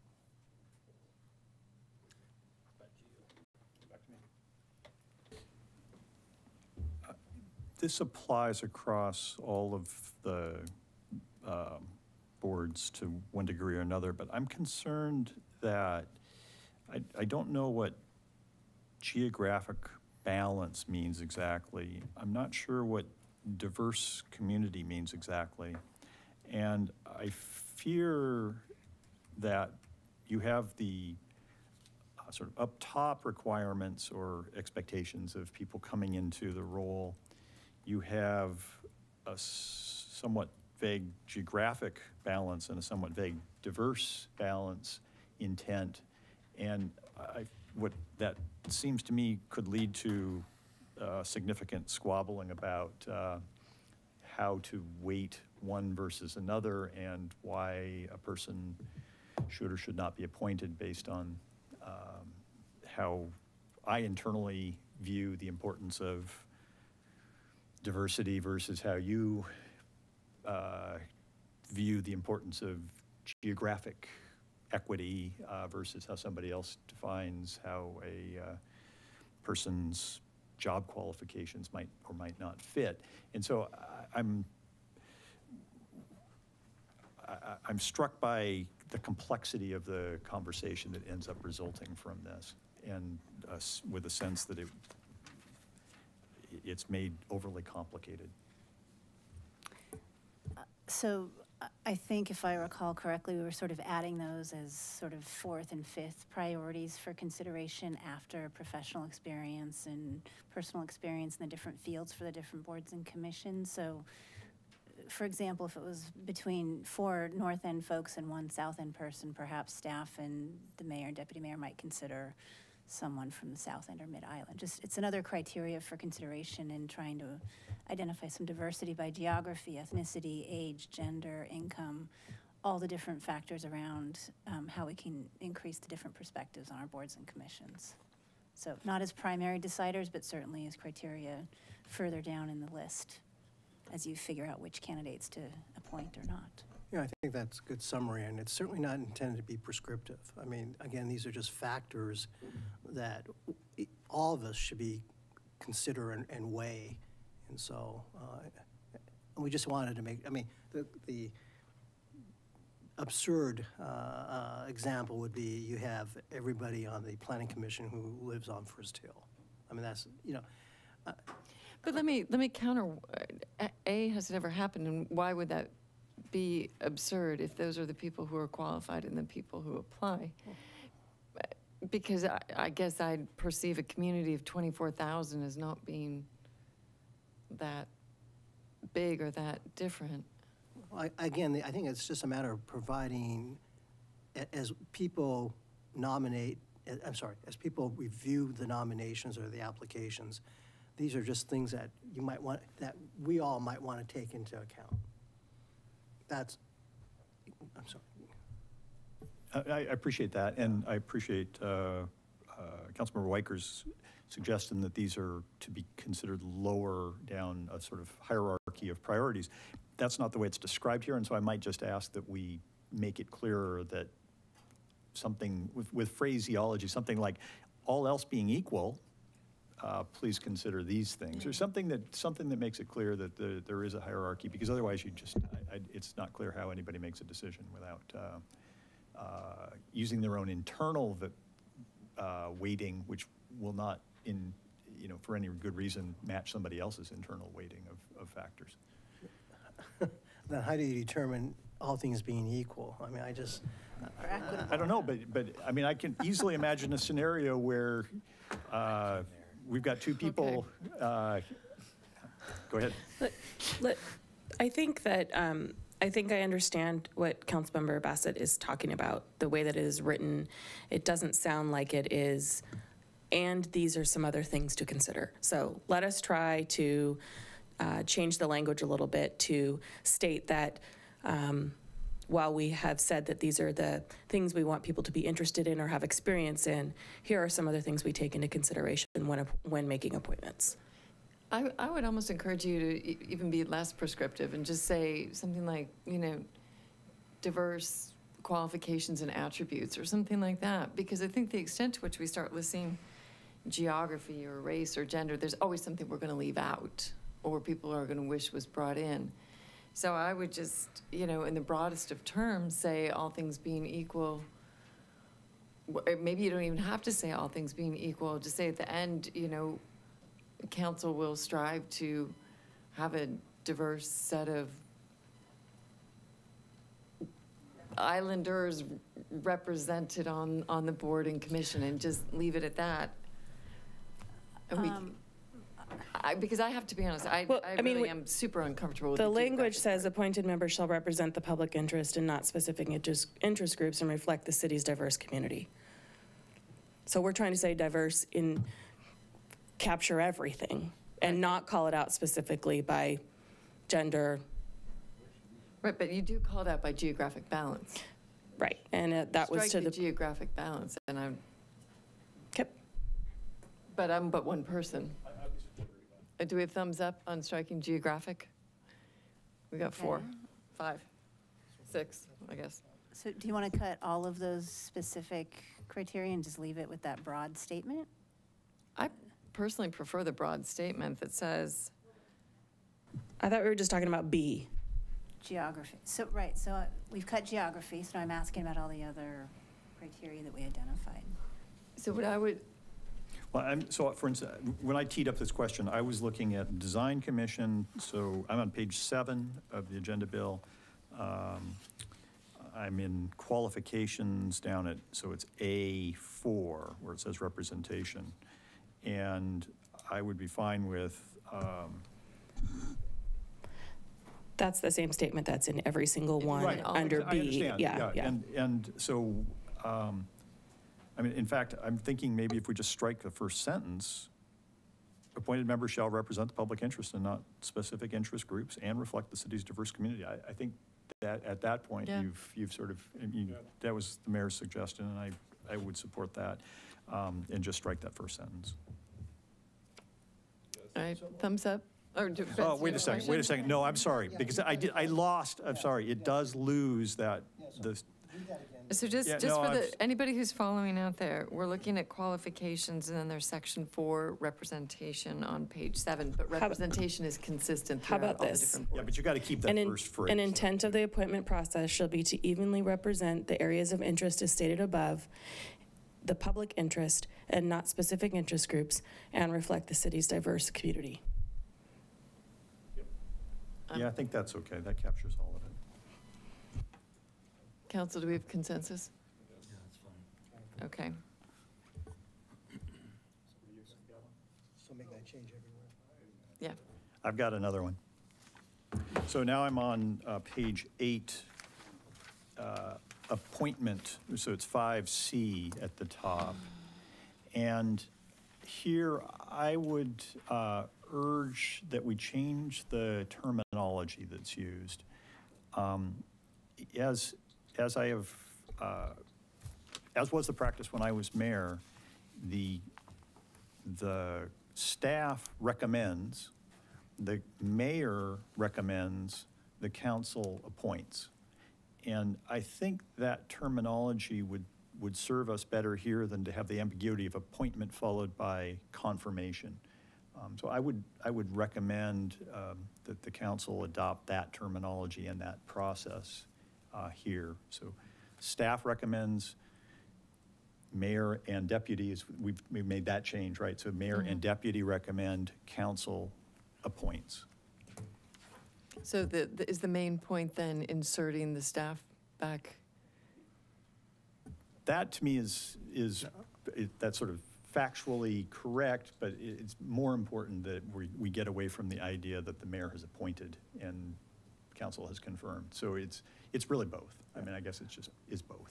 You know, I'm not sure if I'm wedded to the language that we have here, but I just want to point out that the old language used appointment and confirmation, not recommendation. And so just to point that out. But I think one thing that I wanted to make clear, and I think what we were trying to do, maybe part of it was minimize the changes or keep some of the language that had been in the prior ordinance.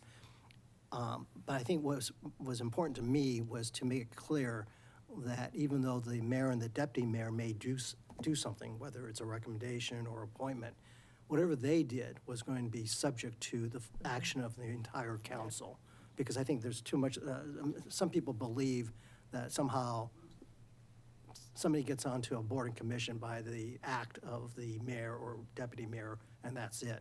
And so I'm not sure, going with recommendation subject to the approval or whatever language you want, that's fine with me. Again, it could be appointment, confirmation, it could be recommendation. subject to the approval of the council, whatever, right? That was I wanted to make that distinction, and it sounds like that's what you wanted to do So as well. again, I would just suggest the language recommend and appoint as the two terms we use. Recommend being what comes from the staff, what comes from the mayor, and appoint being what the council does. I think there's clarity to that as opposed to appoint and confirm. Ally, do you have any? Yeah, I think switching the language to appoint and, or to recommend and appoint is just fine. So the mayor and deputy mayor would make recommendations and the council would make the appointments. That's just fine to do it that way. I personally am not in favor of putting that staff makes recommendations. It puts staff in a very awkward position sometimes. And we may have a new mayor or a new city manager that wants to change that process. That's truly process where I don't necessarily think it belongs in the code. We have had some staff that won't make recommendations because they're not comfortable doing that. So I don't want to tie a staff's hand to making a recommendation. That's my opinion. And I appreciate that, and I certainly respect the concern that staff might have that they engaged into somehow a political conversation. But when I served as mayor, I certainly relied on the staff to sort out particularly things like, does somebody have landscape architecture qualifications or the other kind of qualifications that go along with these roles that we're trying to find? And so rather than me trying to figure out who's got the qualifications for the job, let staff put together that list and then bring that to the mayor. So I liked having that as a recommendation, but it's And that's true, but there's nothing to preclude a mayor from asking staff for their opinion, right? Yeah. And if you look ahead to page 33 in appointment process, point number... I'm sorry, page what? 3 and 4. On page 33, Exhibit 5, it talks about the appointment Cover process page of steps. the... It refers to staff input and other council member input to the mayor and deputy mayor. So there's what's codified, and then there's what we communicate as to how the process works. So maybe that will complement your questions. Well, I've offered my suggestion. It's up to the council to decide what they'd like to do on this. Do any other council members have an opinion? I'm comfortable with Ally's myself, just in terms of, I think there's good logic there, and we can always ask staff for their opinions, but we don't require it, is kind of the way I'm reading. Right, and I think to Councilmember Weiker's point, it's in our process that we have written, which can change at any moment and at any time. I would rather have it be there than within our code. That was the point, I think, of looking at all the documents at once. Yeah, okay. Benson. I just want to make sure that, again, back to the recommendation, I just want to make sure that the ordinance says that it's subject to the approval of the council. I mean, okay. Yeah, I think. Yeah, I think it would be mayor and deputy mayor will make recommendations for members to be appointed with confirmation by the city council. Or I would rather have a subject to, so make it really clear that it's the council that is approving. So subject to confirmation. Or approval. Or approval. I think confirmation as a word is conflicting, or you need to either use appointment or confirmation, but not both, because that's where it gets ambiguous. I don't care, but as long as it's, again. And I think appointment's the right word. Subject to the appointment of the, yeah, okay. All right.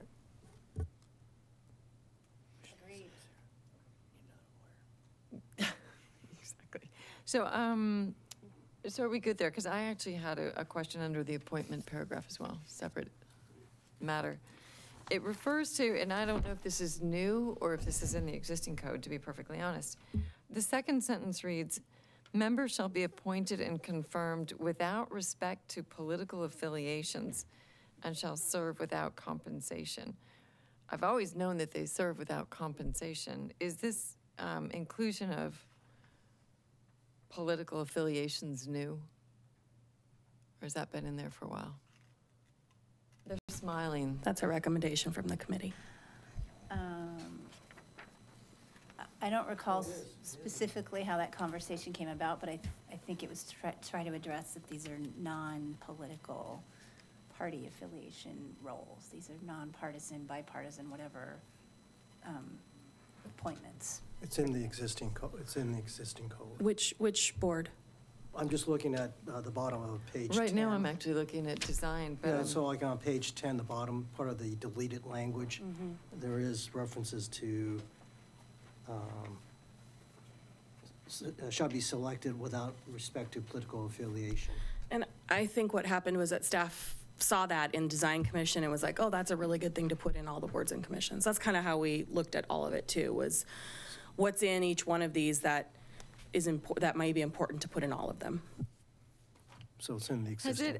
Can you, given what history you do have, has political affiliation ever come into the equation?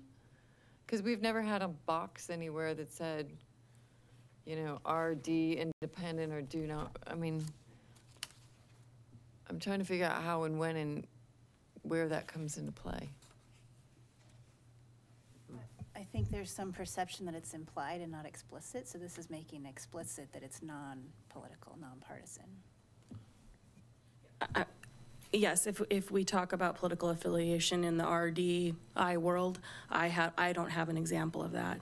I think what it was is a little bit broader, and we can maybe state it differently, is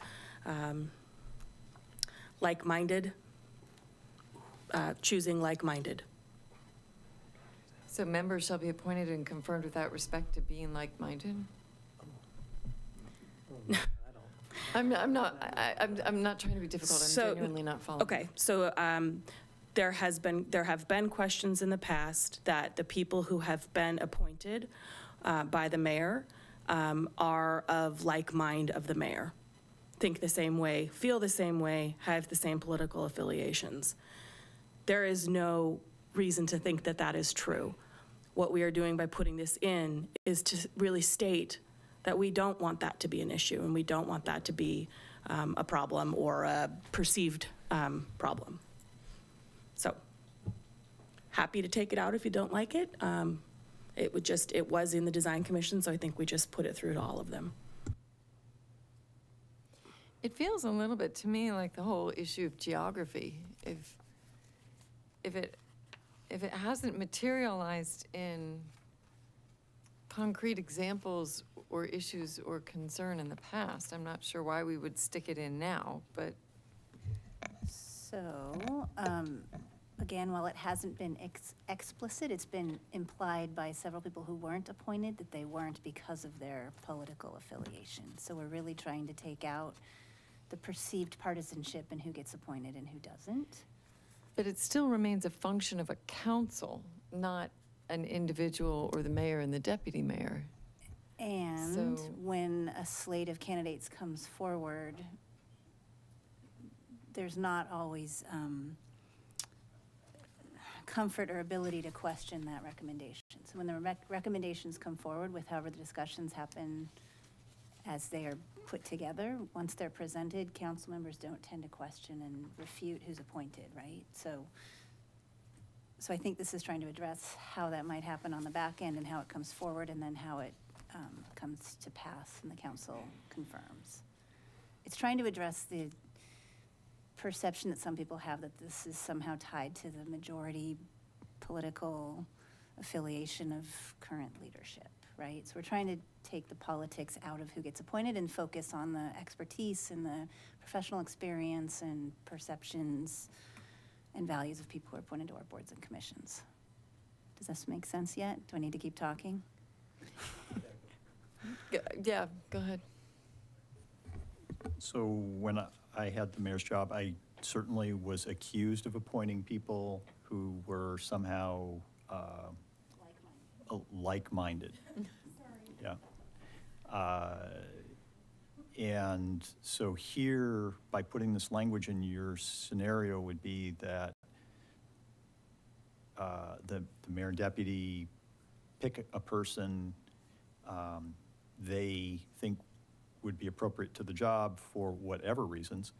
And then I, as a council member, could say, I don't want to put that person in because I think you're showing political favoritism to that person. And this language allows me to reject the person because I think you're showing political favoritism. And in the past, I couldn't do that. Is that? I don't think it's really calling out to accept or reject somebody. I think it's calling out to whoever is appointing or who's ever recommending and confirming these appointments that you consider folks not based on partisanship, but on qualification. Yeah, I think, I like the language. I think, number one, aside from the fact that it's been in the code, but I think it's important to keep it there because I think it's really important to the community that as they apply or if they consider applying, that at least they know on paper that whatever their political affiliation may be is not to be factored into the decision. They may not have the qualifications or they may have, whatever. But again, their political affiliation is not to be considered. I think that's important to the community as people consider whether or not to submit their names. And I guess to your point, has this been a problem? I don't know if it's been a problem or not, but I think it's not, having it out there, stating that it's not to be considered, I think it's still important, okay?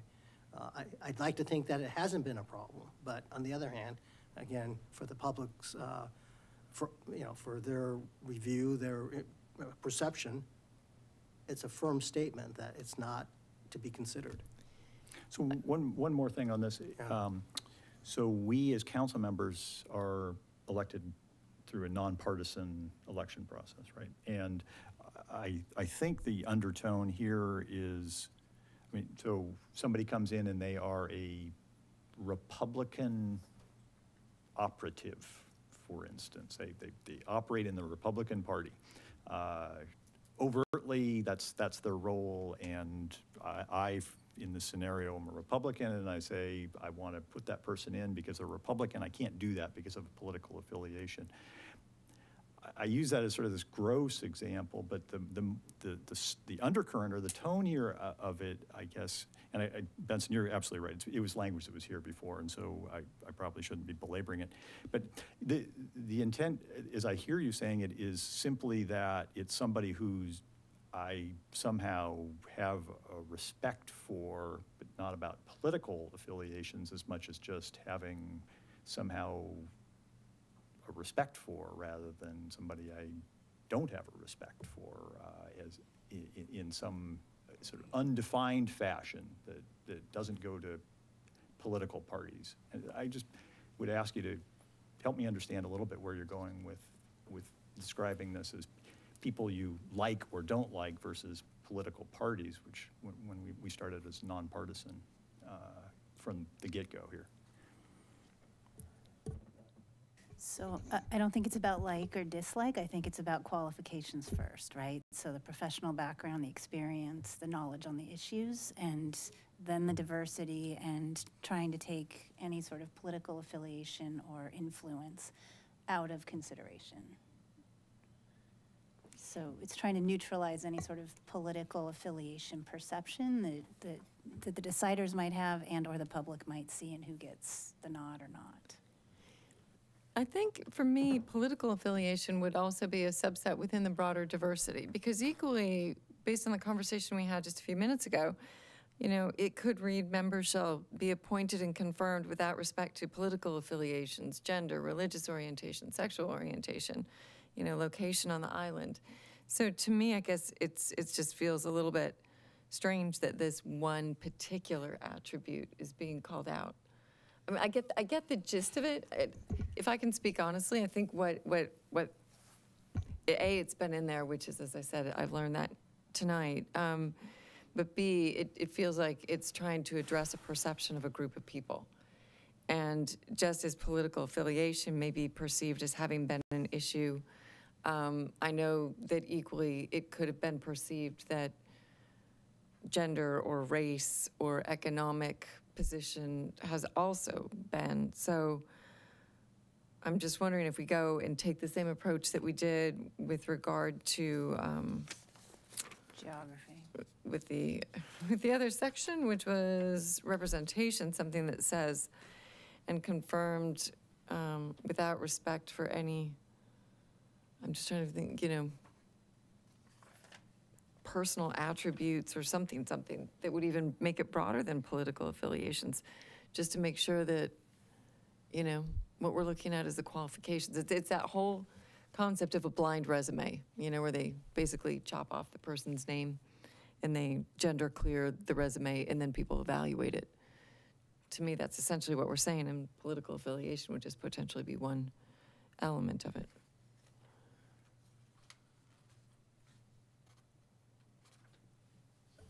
Maybe, trying hard not to keep digging deeper on this, but if I go back to representation, reflect the city's diverse community, does that not capture that we ought to have folks of all stripes involved in these boards and commissions? Well, clearly you should have, a broad spectrum of folks on the commissions. And I think it's just, I think we're probably beating this down a little bit. I mean, I think, we've called out that it should be diverse. But maybe I just feel that this one is important to make it clear, just as the city council is nonpartisan, that the commissions should be nonpartisan as well. And, whether or not the perception is accurate or not, to the extent people have any kind of perception that somehow my political affiliation might be held against me in terms of being considered, that should be taken off the table. And I'm not sure why just continuing in the language that we have is causing all this consternation, honestly. So, Can I recommend maybe adding nonpartisan language to somewhere in the member section instead of with regards to political affiliation? I like that. I was just thinking nonpartisan to me feels. And we can more put that comfortable through than- each of them. They all are nonpartisan positions, so. Yeah. Any other? I mean, if you're going to do that, you need to move the compensation with it, right? You're describing. I'm going to have the to create a new position. section. Yeah. Okay. Dave, any thoughts? Yeah. Okay. Compensation part was the only part I cared about. May I take another turn? So I know this is old and existing language. I'm on page 9 under Planning Commission, purpose, function, and jurisdiction. The first paragraph there just struck me as not very reflective of what the Planning Commission actually does when we describe it here as a research agency of the city. And it seemed like as long as we're redoing this, does it not make sense to come up with some language that better reflects what the Planning Commission actually is about? So it was both that line and then line 3 where it says they shall make studies, surveys, analyses, and reports, which also felt like it perhaps wasn't a great description of the Planning Commission's function. Now, I couldn't tell you what the Planning Commission should be described as, Right, but I can so- tell you that those both feel like they're probably not it. Our charge was to review membership criteria for each of the boards and commissions. I spoke with Evan Maxim before he left this evening, and we'd be happy to look at this in between first and second readings and propose some cleaned up language. This has been in the code since 1960. So it's outside the charter of this piece of work. it is outside the charter, but if there is direction from the council, we can review this section and update it. It's fine. No. I'd be good. As long as we're here and working on it, it's That's just, fine. it seems like it's, why not get it done? Because you could be opening Pandora's box. We're just talking. That's certainly not my intent. I'm We're just only- talking the first paragraph. I think so, yeah. I just felt it was some odd and incorrect language. All right, so to clarify, are we going to review that language in all of these boards and commissions or just the planning commission? Well, planning was the only one where I saw oddities that way. So And if it hasn't been updated since 1960 in any of these? So I know that the utility board was reviewed by Director Kintner, and he was fine with what it said. The Arts Council was revised. The the Parks and Recreation Commission is brand new.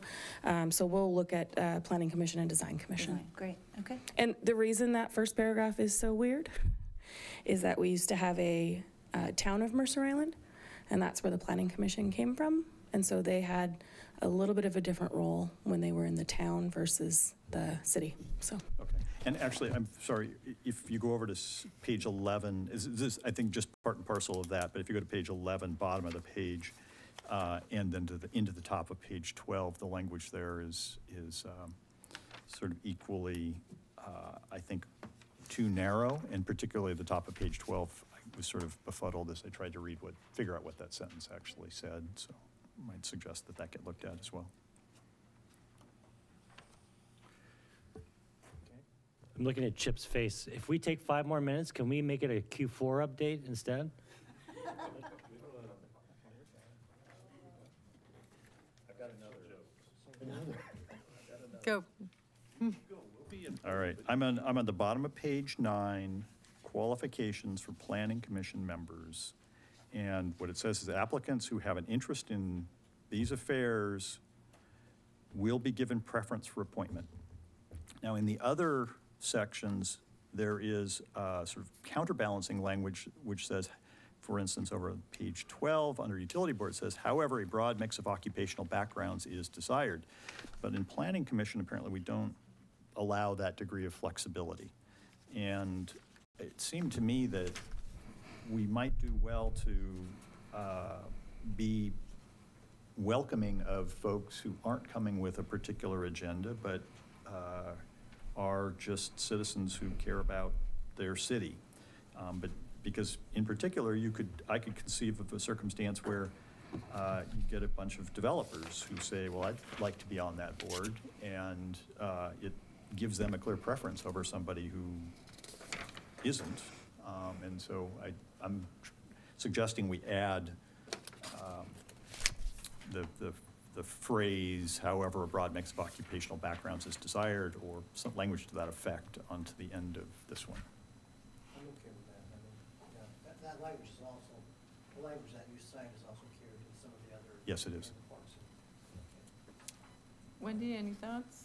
So I just want to make sure we don't lose the expertise we need on the Planning Commission. With only 7 seats, do we need to call out how many should be lay versus how many should be professional in traffic, transportation, development, architecture, land use? Right, I mean, that body did some real heavy-duty work. I don't know if you have to have that kind of detail. So because it's going to still go through the nomination process or the. I get where Wendy's coming. We talked about it. We were trying to decide if we should mirror it more towards Design Commission. It's got the real specific pieces to it. And I think that the compromise was to take out the language about a Generic. or to take out the broad mix of backgrounds, because we were truly looking for people who had experience in these fields. We can add it in. Environmental affairs, Bruce, might cover more of those broad categories, right? That can be tree canopies and Yeah. stewardship. I mean, it still keeps it around land use and conservation And, you know, it's training, experience, and actions. So we're trying, I think the point was to try and find people to be on the Planning Commission who actually have an interest and some knowledge about what the Planning Commission does. and economic development speaks Yeah. to small and Yeah, medium. I think that's a good point. I mean, I think, thank you for reminding. I mean, I think that was one of the distinctions, certainly between the Design Commission, that really needs people with specific expertise.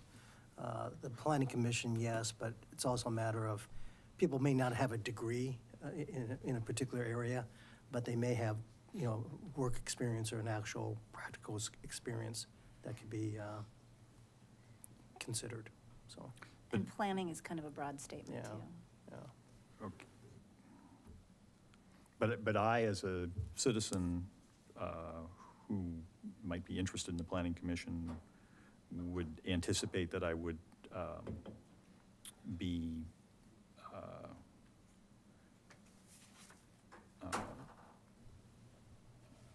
passed over in favor of somebody who is a developer. for No. instance, Not if right? you've done property remodels or property development on your single family, or not if you have a small business, or not if you've done planning in your accounting or No, you would have, legal. you're talking about the planning commission? No, yes, Planning Commission. Yeah, Yeah, I mean, page so, yeah, but you would have, you have interest in you particular, I mean, you have interest in environmental affairs, you have prior experience or your actions are, in that area. I mean, I think, And it's preference for appointment. yeah, yeah.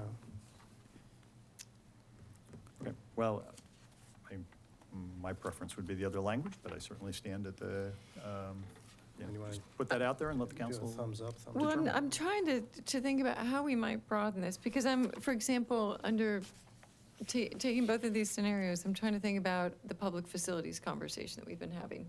Through the course of the public facilities conversation, there's been some residents who I think have become pretty well-versed in land use.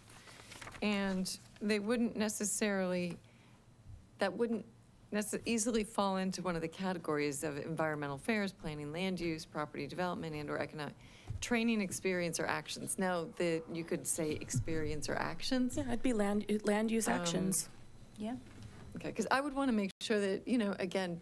And I just want to clarify, you're talking about community facilities. Yeah. So Okay. I'm just saying, that I've just, been impressed with a number of the residents who've really taken the time to dig into a lot of the, the policy and make sure that that would give them this preference for appointment, Yeah.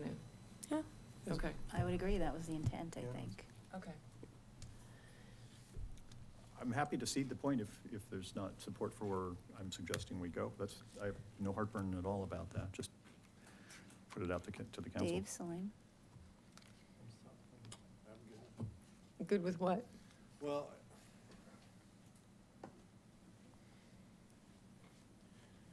I don't know, it feels like I think with Bruce that we narrow it maybe unnecessarily. Councilmember Wiesentiner, can you speak in your mic? I think that we might narrow it unnecessarily. Salim, any? I'm just going to defer to the subcommittee. I mean, you guys spend time on this. I read it pretty plainly. It doesn't seem overly Restrictive. prescriptive, Yeah, no. yeah. And I don't have a problem with it. You want to do a thumbs up? Debbie, you're with the thumbs down? subcommittee? And I'm right in the middle, which is an uncomfortable place to be. I can help you, Not I always. think. Can you? Yeah, Please. I think that is a good point. To me, it is not such a watershed issue that we need to beat it to death. So I am fine going with the subcommittee's recommendation because I think we're going to get to where we want to get to, and all future councils will not have to find a Rosetta Stone to figure out what we were thinking tonight. So I think Well, we're good. Even if I went and voted along the lines of you and Bruce, we'd still be at 3-3, and I think what exists in here is the recommendation of the subcommittee, I think, would go forward, wouldn't it? Yeah. good. Yeah, okay. I'm going to just back off at this point because we've beat it thoroughly to death. I like the idea of the Rosetta Stone. Yeah. Okay. Bruce, do you have anything else that you wanted to bring up? Yeah, but this one's more of a sort of high level. I found myself shockingly sort of a mind with a citizen who I never have a mind with, who wrote, Parks and Rec Subcommittee, or Parks and Rec Commission. I have some trepidations about this one, and it partly goes, I think it could be sort of fixed if we were to think about making sure that different constituencies are included in it. But you've got some very different groups who have very different agendas. I think of athletic field users. I think of open space advocates. I think of the fact that we're going to fold in a library board voice. I think of community center users, sort of program folks. These are different groups that are going to have their own desire to have a voice, and so I sort of have a concern that we get a mishmash of folks, or we get folks who specifically come from each of these different areas, which is not what's defined here. And how do we make sure that this thing functions reasonably well? Give it, and I guess the other, I'm sort of rambling around here, and forgive me for that. But the other thing is, we've heard from some in the public, you know, you called us together, you asked us to give you our opinion, we gave you your opinion, and then you ignored our opinion. Well, I think what's necessary to avoid that sequence of things is for those in the public to have a pretty clear understanding of how that input fits with other input or other factors that are being evaluated in making decisions. Because if the public sense is that they are the final word, then they have absolutely a right to be miffed that their final word was ignored. If, on the other hand, they are simply advisory to the council or to the staff, they need to understand that so that there isn't that sense of frustration that can go along with not having their word be the last word on the subject. So as I look at this, I feel like I want to make sure that we don't create a circumstance where a group of people are thinking one thing's going to happen, but something else is going to happen, or a group of people are sort of hammering staff with, here's the stuff you got to go do, but staff saying, well, that's not really the way that this was defined, or at least the way we expected this was going to be defined in the first place. I don't know how to fix this so that it avoids those, but I just want to raise it as a concern I have going in, such that we think it through and don't end up with a mess. Can I just jump in for a minute? Because, you know, I did have the chance to spend some time with Jesse and with staff, with the library board, explaining and having a conversation about, you know, for example, how their interests would be represented within this. Now, I don't know if her thinking has changed, but in essence, there would be no dedicated seats. So in other words, this would be at large. So just as you have somebody appointed to the arts, you know, council based on their commitment to a broad set of arts, it could be performing arts, you know, it could be stage design, it could be any number of things. Equally, you're going to draw from, you know, a full island of people who have a diverse set of perspectives. But as Jesse, you know, was really clear in articulating, at least to me, was they need to be able to represent. They need to think across all these different issues, not with the filter of I'm a ball field user and so I'm only going to care about what the user or what the distribution of hours is going to be, or I am somebody who really wants to see,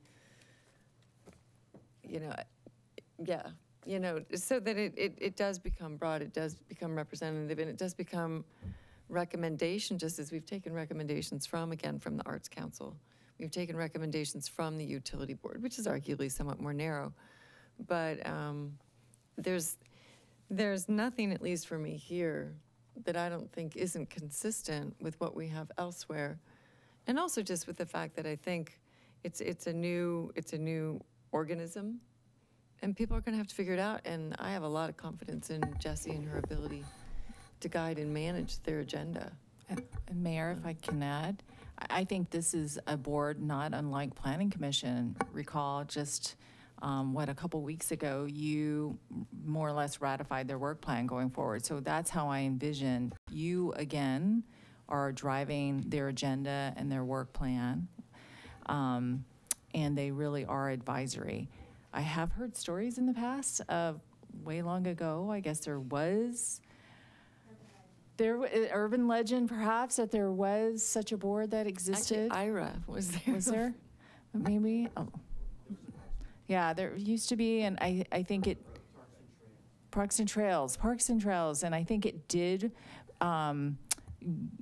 there were some issues, I think. So I think that's the myth, or that's the story I've heard.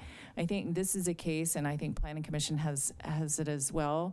You have as well, but you really need to have a good set of bylaws and have a really good kind of mechanism for governance. And Jessie has a lot of experience working with Parks and Rec Board, so I feel pretty confident that she'll be able to be a partner in kind of governing that board. So I feel pretty good. And again, I think with your oversight in developing the work plan going forward, I think that's the key, is that we're all working succinctly together and think about it. I mean, it's much more effective, I think, having the community go to this advisory board, act as very similar to the Planning Commission, gathering the record and the input, and then presenting that to the council.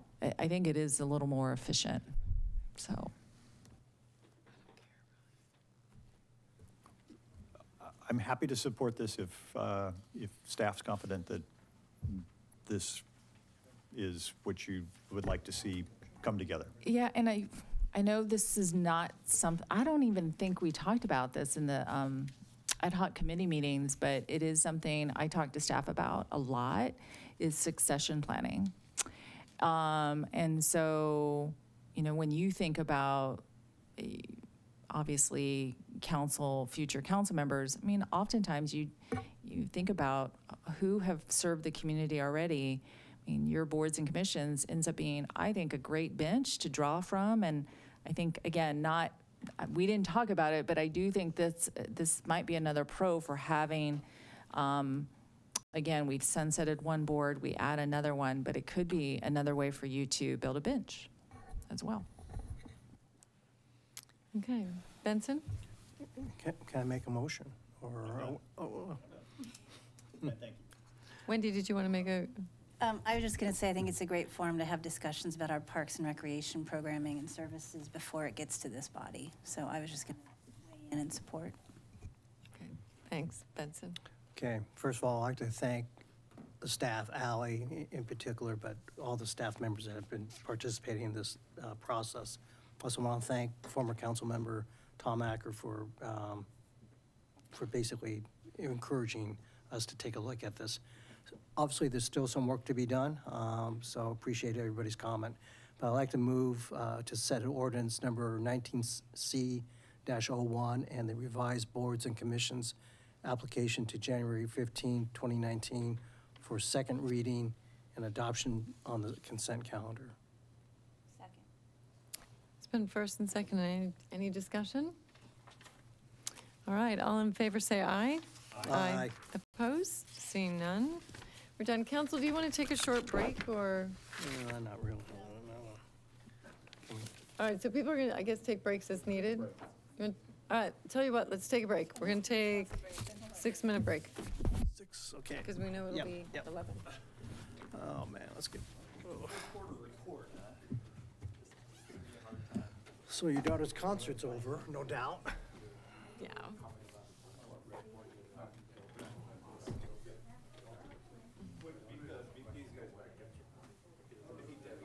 Hey, yeah. Which it doesn't hurt, but I can't sort of not be able to see. So if I wait another 30 minutes, you'll have to give me right now. Go, please. Are you sure you're okay now? Really bad later, but with that is the concern. Because, you know, if I take a handful of Advil, I can catch it. But otherwise.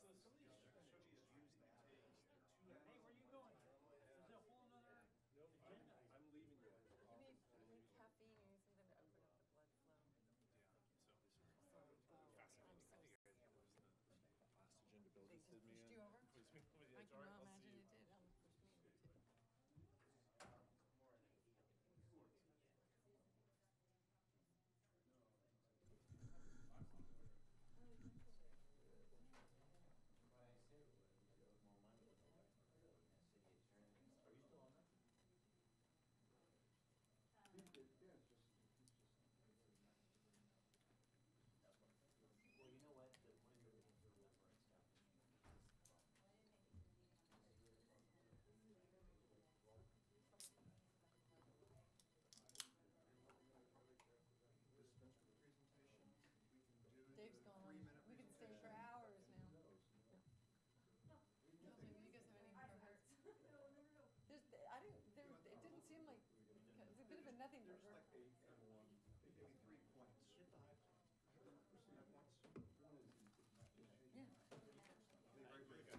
Yeah, I mean, I read it. There's nothing that we didn't expect.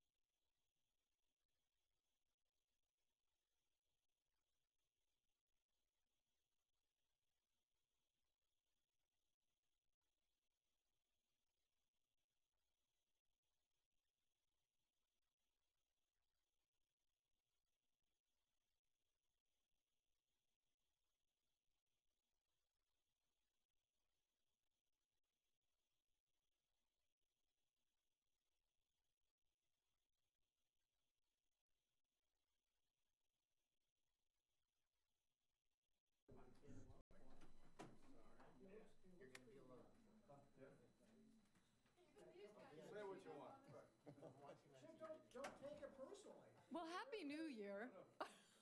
We'll see you in 2019.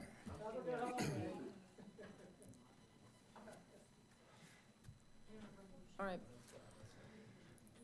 Chip? Good evening. I drew the short straw again.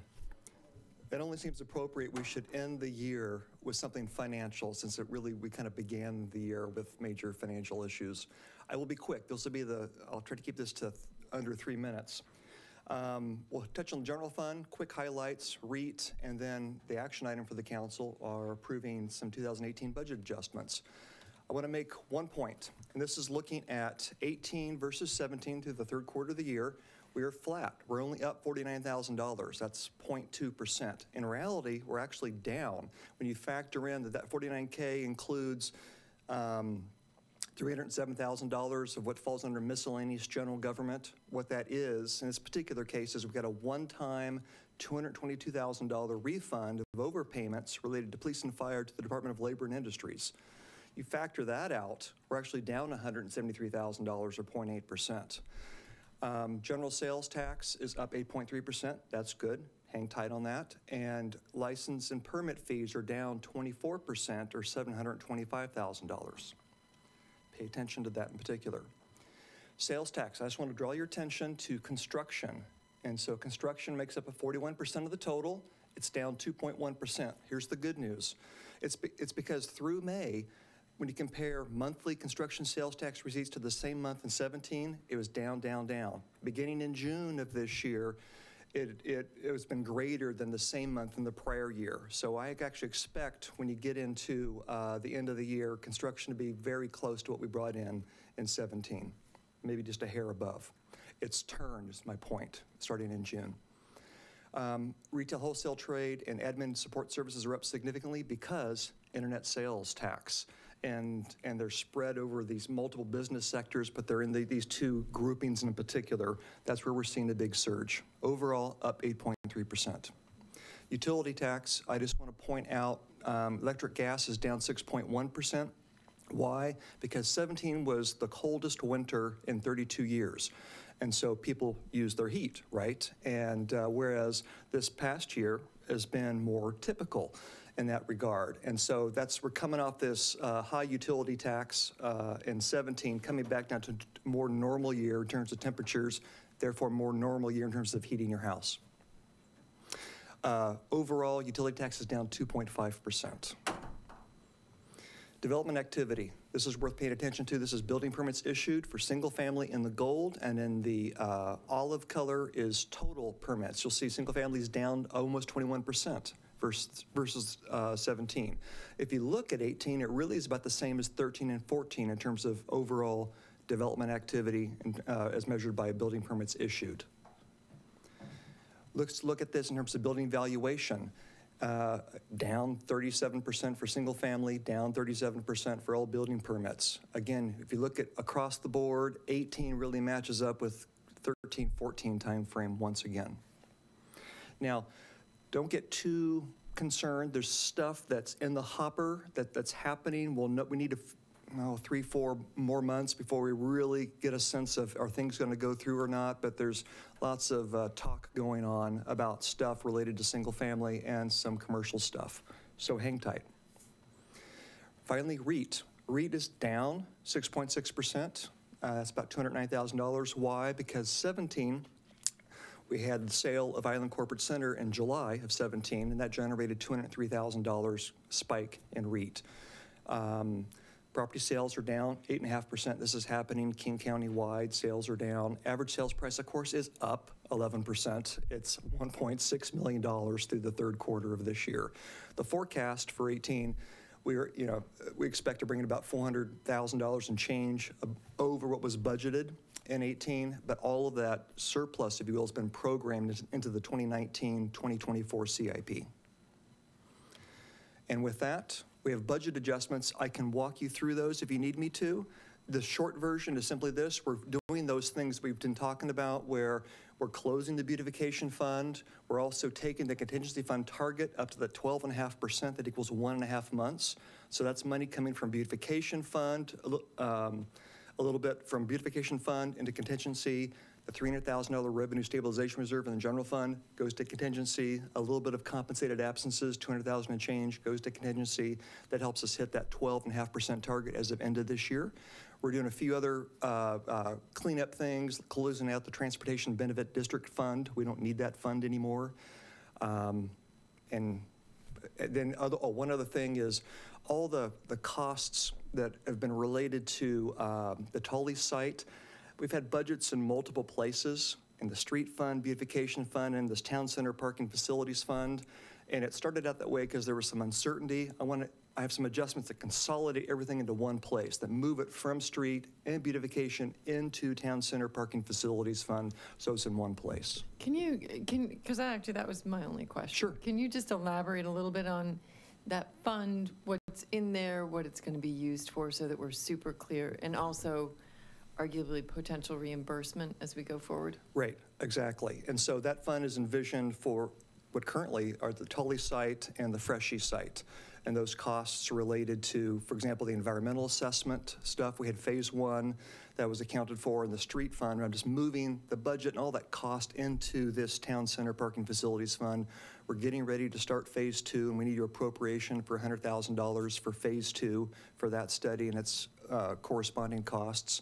And let's see, what else? I mean, it's just all that legal stuff, environmental stuff, and then eventually the stuff, and much of this is reimbursable. We then submit a reimbursement request to Sound Transit.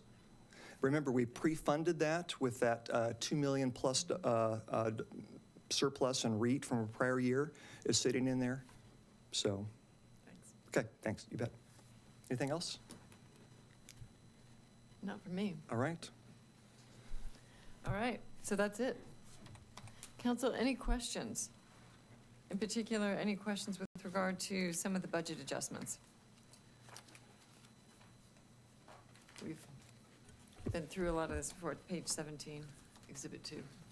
Madam Mayor, I would move to suspend the City Council Rules of Procedure 6.3 requiring a second reading of an ordinance. First and second, any discussion? All in favor say aye. Aye. Opposed? None. And I would move to adopt ordinance number 18-20, amending the 2017-2018 budget. Second. It's been first and second, and any discussion? Hearing none, all in favor say aye. Aye. Aye. Opposed? Okay. Mayor, I'm sorry, may I ask who made the second on that? I did. Thank you. Okay, great. So with that, we conclude regular business for the calendar year of 2018. And we move on to other business. Are there any upcoming council member absences to report? Anything new? No? Okay, planning schedule, city manager. Mayor, I think the one item probably I need some guidance on is the executive session to discuss my performance evaluation, my performance. And so there was some changes in that schedule. I think it went, originally today we were thinking of that, but our facilitator needed some additional time to prepare their preliminary report, present that to the mayor, deputy mayor for review. And so you might recall many, many months ago, we talked about having January 8th as a tentative council meeting. So I think way back when that was on the planning schedule, a first executive session was scheduled, or at least put as part of the plan, on the 8th. You can still do that. I think that's a 6 to 7 o'clock item that you would just have with the consultant. And then there's the additional second executive session, which we could have on the 15th of January. So, or you truly want a break from meetings for a good 4 weeks, then you would hold the executive session on the 15th, your first one, to review the preliminary report and then finalize it at the next meeting. Council, any preference? Any thoughts about adding a relatively short meeting on January 8th? Yeah, I don't want to do that. That's not my preference. My preference would, yeah, I would prefer to go to the 15th. The 15th, and then we'll figure out the subsequent. Unless there's a reason to do on the 8th? No? Then,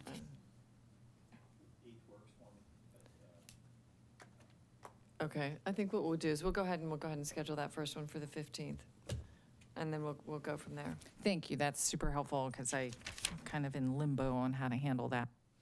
Yeah, I think when I'm looking at January 15th, I'm seeing an executive session that may be at the end of the meeting. I think the only question I would have is whether or not we want to bring that forward, make it 5 o'clock. I think we'd have to, because because timing on when to have that, and if you're including Jim, I think 5 o'clock would make more sense. The other thing too is, quite frankly, I'm looking at regular business there, and we have, it looks like 2.5 hours of regular business, which is. And we have some changes. I'll be sure and get that to you soon, but we've moved some things around since you've seen this. So, like first and last mile, we'd like to move to February. So there's a couple other things on And we'll there. have a swearing in of a new council member, with at least the formal swearing in. Oh, yeah, that is right. That is right, and that. So she will be sworn in. She's sworn effectively in this Thursday, weekend. however, the This formal. week, yeah. The photo op is on the 15th. Okay, so we'll have her up here at the dais on the 15th, which will be great. Okay, anything else from the planning schedule? Nope, okay, no board appointments, council member, yeah. Hey, Julie, we're going to be away when the Sound Transit airspace lease expires on East Channel Bridge. Does anybody know if they are planning on demobilizing and getting out of the boat launch by 12/31, or are they going to carry over? It's my understanding that they are going to carry over for just the first part of January, and that they will not conflict with the planned ski bus operation to resume at the boat launch location. And we will be sending them a notice on January 2nd that their $10,000 payment for 2019 will be due, because it was based on calendar year, not on a 365-day. And I remember we had the discussion about the ski bus, and then that was potentially going to be up here. That will stay down there? It will. Okay. There's enough room, and we even had the ski bus organizers confirm that. Very good. Thank you. So for people who are wondering what this is the middle school ski bus. And high school, middle school and high school, the ski bus needs a place to load, and so it'll be down there at the boat launch. Okay. Council member reports. Bruce, our re-elected Sound Cities board member. Yeah, pleased to report that I was re-elected to the Sound Cities Association Executive Board last week. Yeah. Celine, nothing. Benson. I have a couple of things. One of them, again, Bruce will get this, I think, tomorrow. Yeah, I think you have a board meeting? Okay. So earlier, I guess last week, the PIC had a meeting, and they basically adopted a motion to recommend to the SCA board the approval of, well, basically it's I'll just quickly read this. This is a motion that's passed the PIC that is going to the SCA board, that the Sound City Association support the Regional Affordable Housing Task Force 5-year action plan and recommends approval by the King County Council. And I won't go on the rest of it. But the bottom line is that there's a 5-year action plan regarding affordable housing that the PIC has asked the SCA board to approve, and that if approved, it goes to the King County Council, and hopefully they'll take some action on it. It actually goes to a subgroup within the GMPC. There it is. I mean, it's going through a number of different committees. The good thing about this, I mean, again, a lot of people have worked on it. It provides a menu of different options that cities might want to consider in terms of how to address the affordable housing crisis that is in this region. There's no mandate. Again, it's just a menu of different options. And then the other thing I want to report is simply that the process has started for the development of a regional airport plan. It's very early stages, and the focus right now is to assess the future demand of our airports, given the growth in population in this area. They make a strong point that this is not a plan to pick a future site for any other for another airport. It's just really at this point to assess the demand that lies in the future. So, but that's coming, and there'll be opportunities for the public to participate. Wendy? So I went to a chamber meeting earlier, and I want to tell you guys about a cool program that Metro is doing with our chamber, and that is to provide discounted bus passes to folks who work in the town center. Employers can pay up to 50%, or their employees can just have access to this discounted card. So it's a pretty cool way to encourage folks to take transit to our town center to work. So kudos to Metro and our chamber for facilitating that. And Julie, we'll continue to get information out about the period of maximum constraint coming up January. I think it starts the 11th, the 9th, the 11th, something like that, when the viaduct is closed and the tunnel is not yet open. Oh, that's right. Yes, and usually our partners, WashDOT are on top of it as far as, yeah. So I know Ross has been putting and it's some on stuff Ross's out. plate. Yeah. It is going to affect everybody. Okay, and nothing on my part. So with that, we are adjourned for the year.